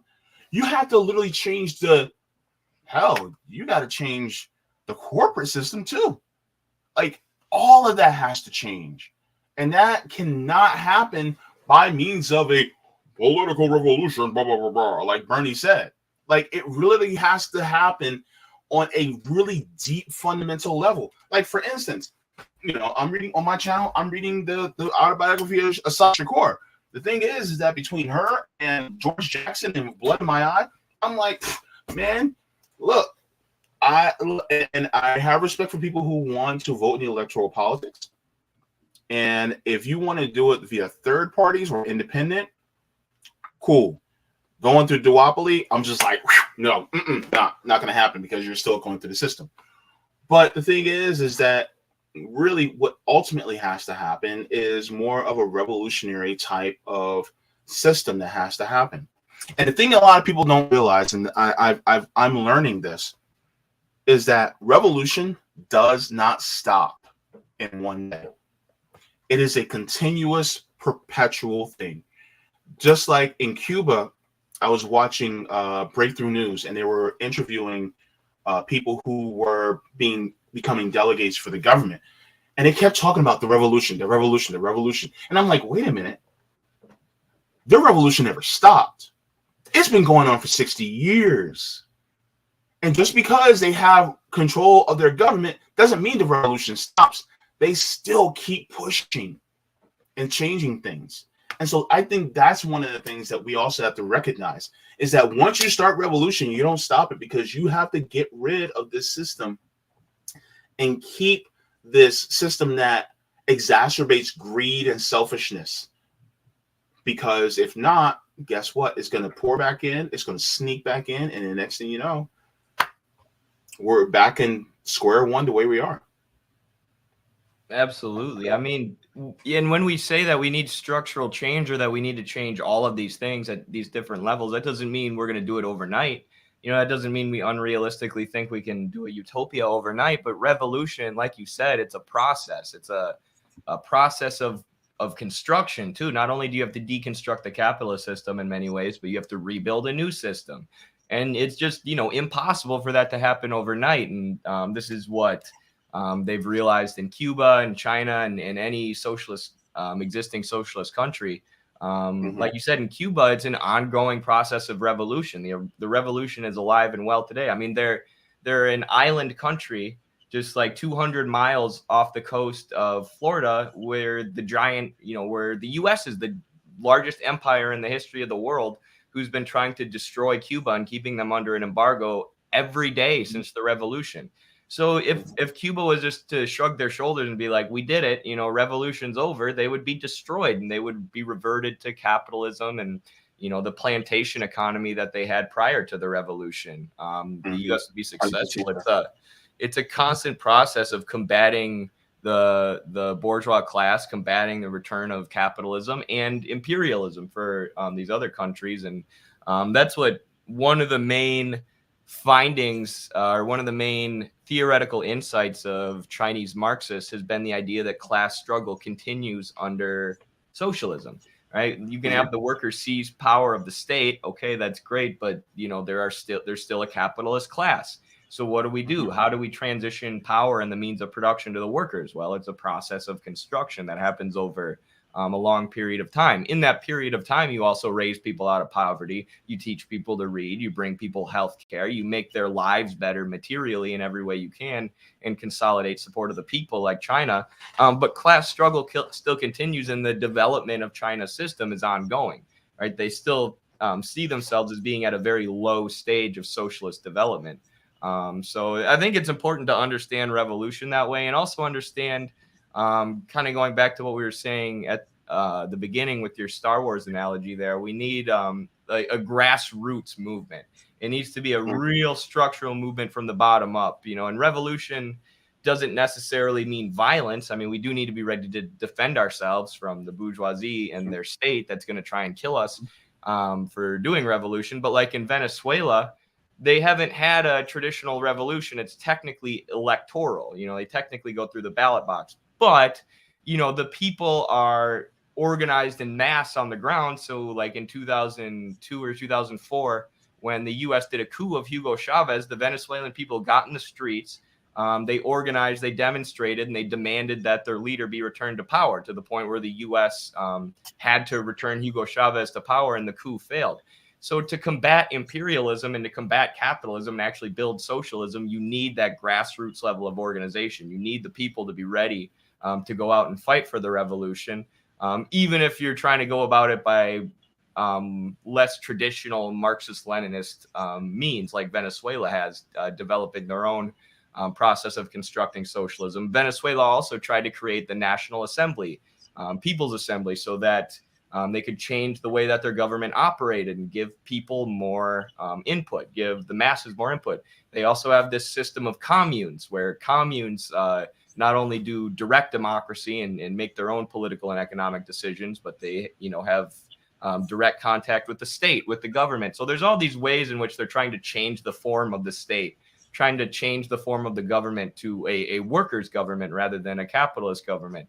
And all of that stems from mass organization at the grassroots level. mass community and workplace organizing. And I just think that's where we have to put our focus in the U.S., organize those workplaces, organize the community. Because right now, if like, say we got a socialist candidate elected and then he was thrown out of office by reactionary forces, we wouldn't be able to do what Venezuela did. We wouldn't have the level of organization to where we call everyone up and we say, all right, hit the streets, guys. We're going to go out and demonstrate for the next week until they put our president back in power. That's what you need. At the very least, you need that level of organization and potential action, potential mobilization, which we don't have now, but we can build that. We can build that through building and developing revolutionary organs of power, working class organs of power. Well, yeah, I mean, you're basically describing one of the things that Kwame Ture actually talked about. Kwame Ture was actually very good at communicating that you need some type of organization in order to push for actual, revolutionary potential within the working class. Let me see. Is actually a good. It was actually a good speech. Well, it's really kind of short, and he talked about the importance of organization. Actually, I have it here, but this was wonderful. I love the way he said this. And here's what Kwame Ture said. I've told you it's a fact. If you look at history, I have known no great man or no great woman that didn't belong to an organization, not one. The American capitalist system was so confused, some of us, that we by ourselves can lead the people to their freedom. There's no such thing as Rambo or Superman. It exists only in Hollywood. Fidel Castro, as bad as he is, he needs a communist party, Cuba, to help direct him. V.I. Lenin, as rough as he is, he needed a Bolshevik party. Karl Marx was a great man, had to organize the International Working Men's Association.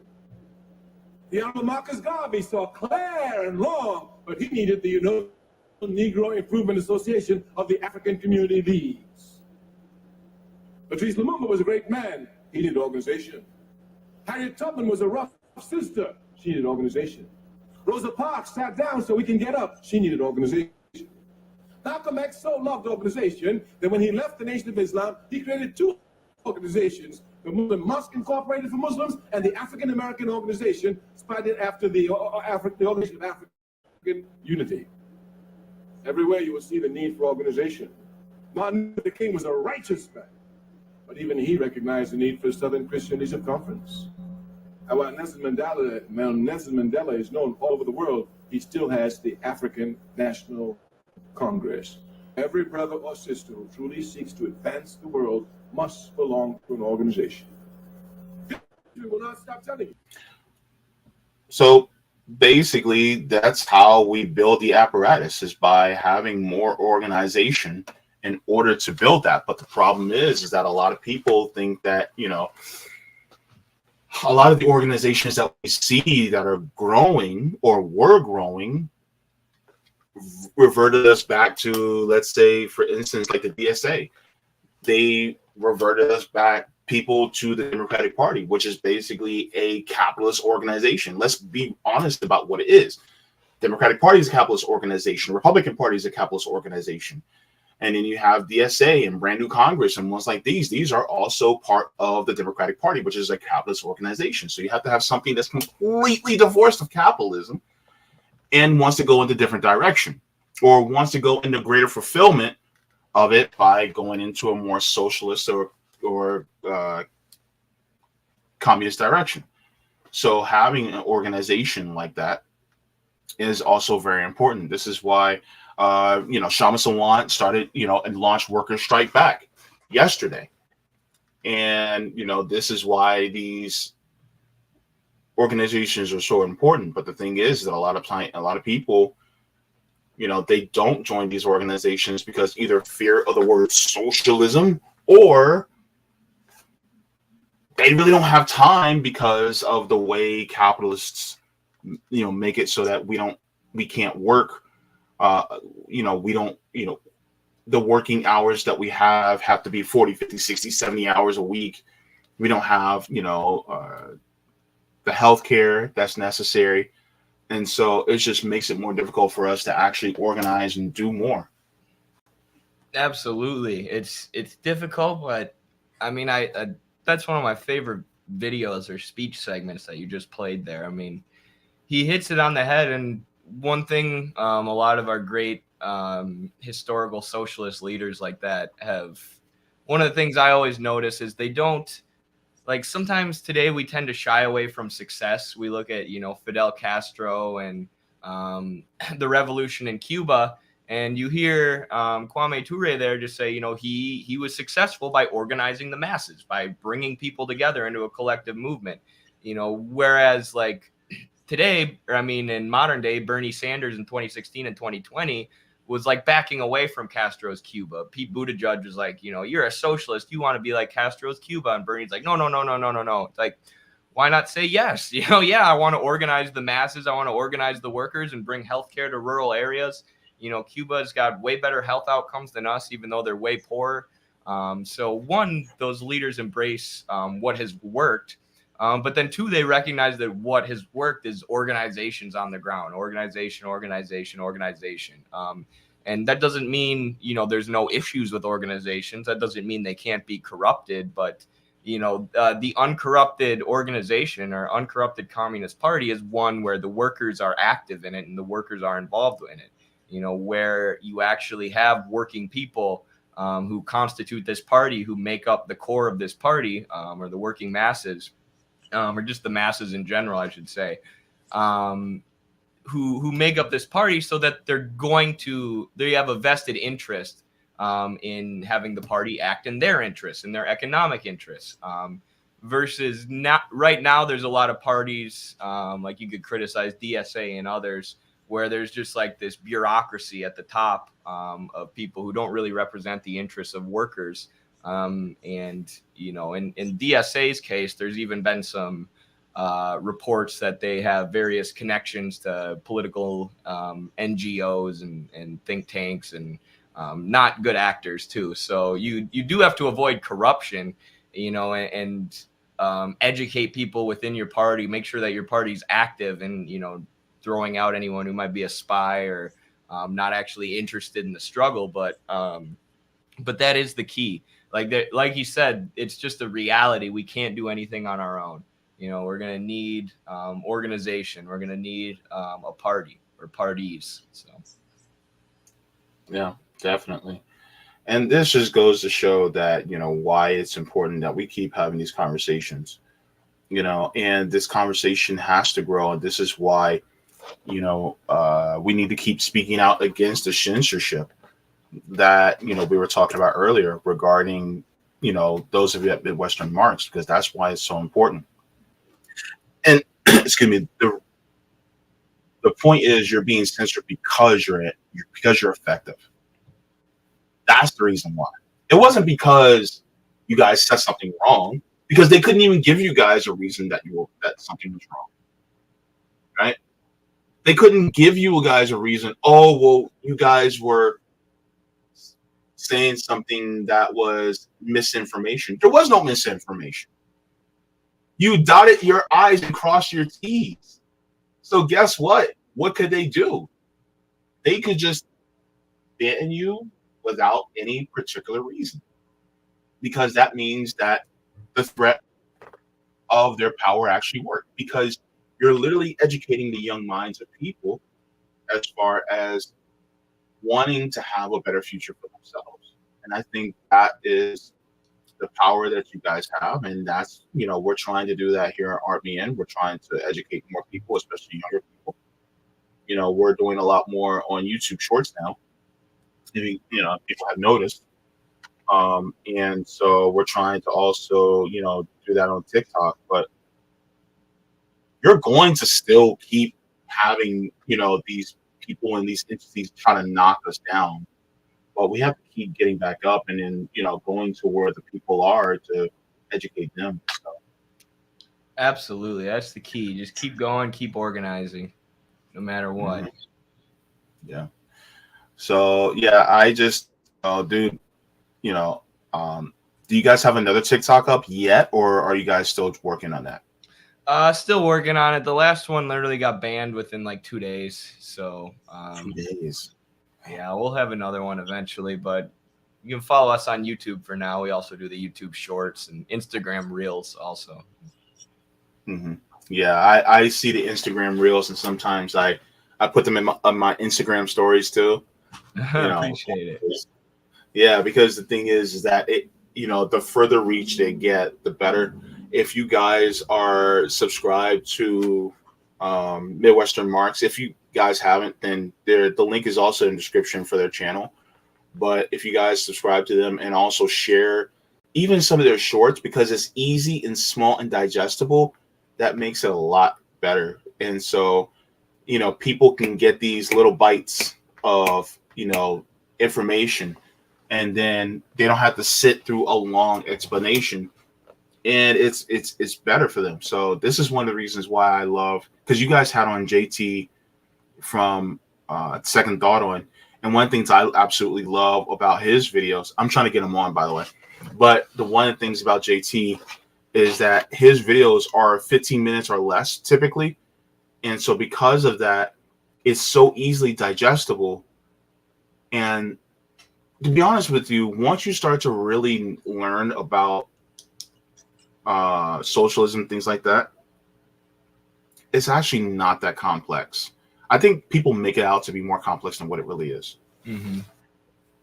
Yeah. Absolutely. It's almost like elegantly simple. And yeah, there's a lot of stuff like thrown out there. Like, if you support socialism, study economics, they'll say, you just don't understand economics, or, they'll try and treat anyone who's a socialist like they're just dumb. And like, it's just a moral position, as if there's no theory behind it, which is just not the case. And then when you start to learn about the theory, like you said, you realize how much sense it makes. And it's really fairly simple, especially if you're if you're a capitalist, it's going to be harder to understand. But if you're someone who's, been a part of the masses your entire life and has suffered under capitalism your entire life, the socialism makes perfect sense. Yeah. Yeah. And I think the issue is that, and Dr. Richard Wolff, I saw this on a TikTok a couple days ago. Dr. Richard Wolff actually talked about school in economics and in business school, and how they're really kind of diametrically opposed, because economics really tries to teach how beautiful the system is, whereas in business school it's like, okay, this is how raw and nasty this system is, and this is how you have to navigate through it. And so it's like one paints a rosy picture while one shows the gritty nature of it, and they're both on the wrong side. And you're like, wait a minute, once you learn about how nasty it is and how the economics of the system works, then you're like, wait, shouldn't we just throw this entire system out? And so that's one thing I appreciate about what Dr. Richard Wolff said. But yeah, so for sure, he's great. Yeah, definitely. And so, by the way, if you guys have not, subscribed to Midwestern Marks, they are a ragtag group of people who will teach you some shit. They will teach you some stuff, and very, very, very adept at teaching you these things. I had on Noah on my channel 3 or 4 weeks back, so that was great. And he's giving me some recommended reading lists to start on my Marxist journey. Right now he's started me on 3 sources and 3 components of Marxism, so nice. I'm trying to read that. So good. Noah's a great person to learn from when you're just starting out too. Yeah, definitely. So also, I know that you have I know that you're on Twitter, as well as Midwestern Marks is on Twitter. Any particular new things that you guys have coming up? I know that you talked about the Journal of American Socialist Studies these books. But anything new besides that's coming up that you wanted to plug? No, I appreciate you letting me come on and talk about the censorship that we experienced recently. Yeah, this is our most recent print project. If people want to check out the journal, midwesternmarks.com. Anything we do will be, anything new that we have in the works will be posted about there, as well as on our YouTube, Instagram, Twitter. You can follow me on Twitter. Ed B. Liger Smith, I believe, is my or just Liger is my name on there, my nickname. So, yeah, I'm trying to think if there's anything to plug. I don't think so.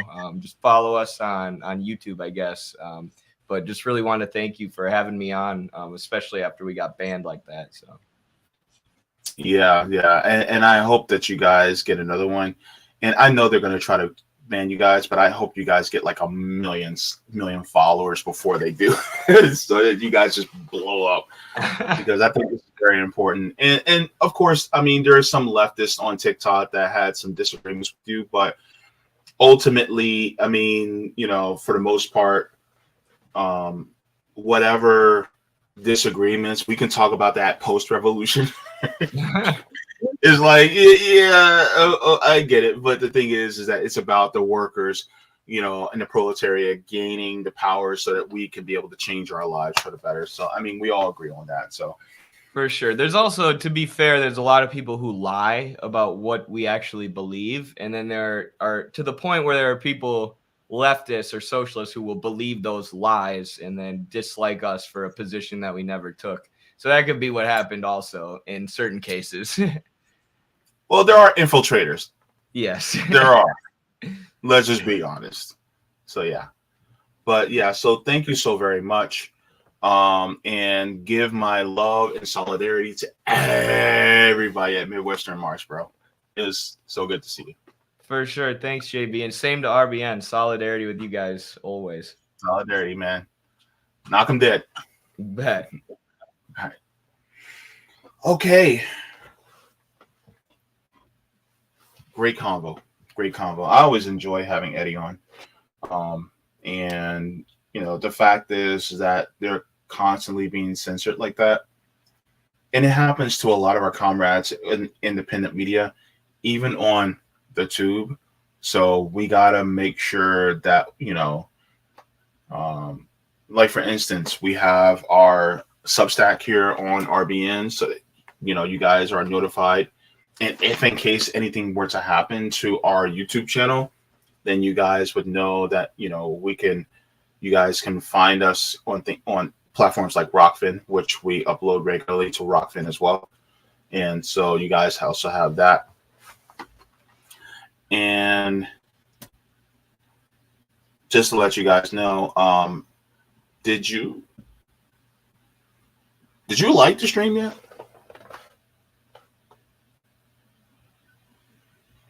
Just checking. Did you? I hope so. Also, have you subscribed?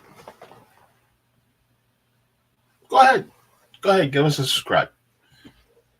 And if you guys have not yet, also to help with the graphic designer, Aaron.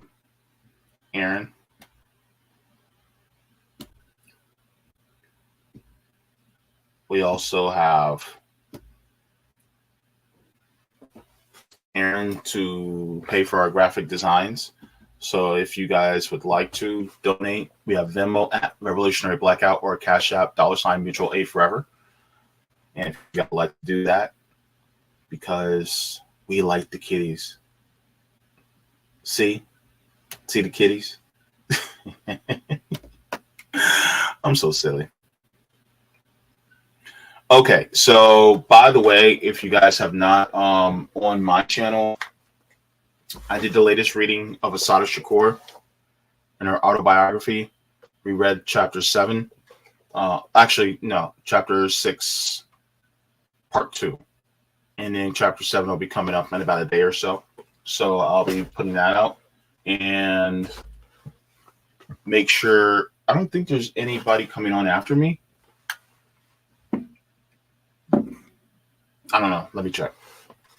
I know Sabby's going live on her channel at about 40 minutes. So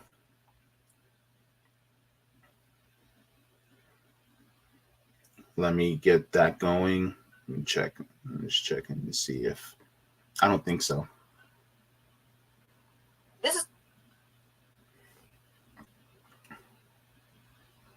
I don't think so, but I think it just clips. But anywho, make sure to stay tuned, all right, and sign up for our mailing list on Substack.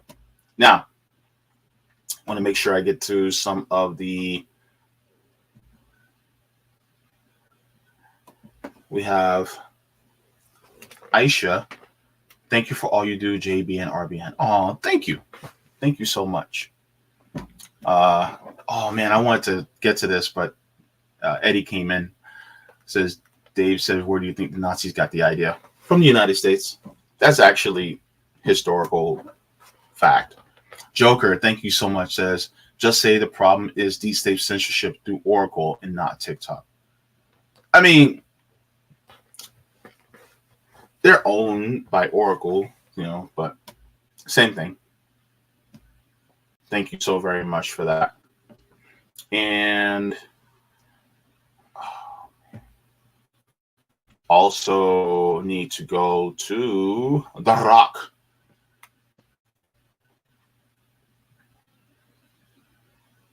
Let me make sure this is big enough. Because people got to read, man. You got to read. All right. So, okay, not sure what that is, ARAM, but thank you. You see, Hempcar says FDR and MLK were for UBI. Now the World Economic Forum promoted it. It's like they weaponized the solutions. Every mousetrap has free cheese. Yeah, I don't trust UBI in a capitalist system. I trust it, but just not in a capitalist system. Roger Meadows, thank you so much for the tip. Says Musk, Gates, Bezos, Buffett, Koch are the people we know, but the people who are running the backdoor money bags in hand private equity and others who simply make money off money are the real culprits. My approach is when it comes to Musk, Koch, Bezos, Gates, for all the misery and strife they cause, at the very least, offer something society can use. However, when it comes to the people who we don't know, who work in private equity, these people contribute nothing tangible to society. They just make money off money. We used to call them corporate raiders in the 1980s. They come in, buy business, suck the life out of business, and move on, just like planet-eating Galactus. Ooh, that's a good one. Leaving it look like the moon in an empty husk. If you talk to the average person, they will tell you that they love Amazon. But how many people do you actually hear saying they love themselves some private equity firms? Never. Why? They don't contribute anything tangible to the broader society can use. This is why I think that tax the rich argument is more suited for people like Buffett and the rest of them corporate raiders than it would be for Bezos, Musk, Gates. You see, because the opposition is, why do you want to tax success? Tax the rich is much easier to apply to a corporate raiding private equity firm because they contribute nothing to society. Now, when it comes to the Bezos, Musk, Gates, we need to be talking about is worker rights. And I'm talking about going beyond unionization. Nah, that's 20th century worker weapons. Time used 21st century. Oh, it's time to use 21st century weapons. I'm talking about cooperating the worker, place owner, owning and running the manufacturing plants. Kick Boss Hog. I like the Boss Hog reference. Kick Boss Hog out where you don't have to have a union to be fighting him. You own the business, the workers, that is, You decide what you're going to give yourselves. Agreed, Roger. Edward says no idea. I don't know. But thank you so much for that, Roger. Yeah, because the thing is that workers owning is really what's absolutely necessary at this point in time. Bill Bradley says UBI in a capitalist system will be an attempt to bring consumers back to the market after the failing rate of profits have pushed them out. It's another band-aid like moving a debt-based economy was. It is at best a stopgap that only delays the inevitable. Absolutely. And that's one of the things. Like a lot of people are like, JB, are you for UBI? I said, yeah, in a socialist system. Not in a capitalist system. No. Because the thing is that, you know, who's to stop these companies from, you know, giving you the government gives you this much money, but who's to stop the renters from increasing their rent or the banks increasing their mortgages in order to absorb that money that you're giving? You know, and they will increase their prices. So CJ went live. Okay. I had no idea it was going live today. Okay. But yeah, so that's something that is absolutely necessary.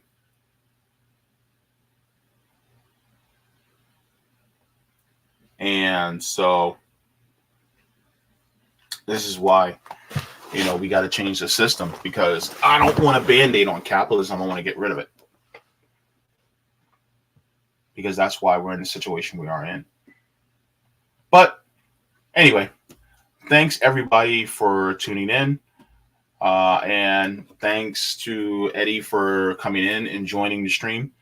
And apologies for going a little bit over time, but had to get in that interview with Eddie, talk about the censorship issue.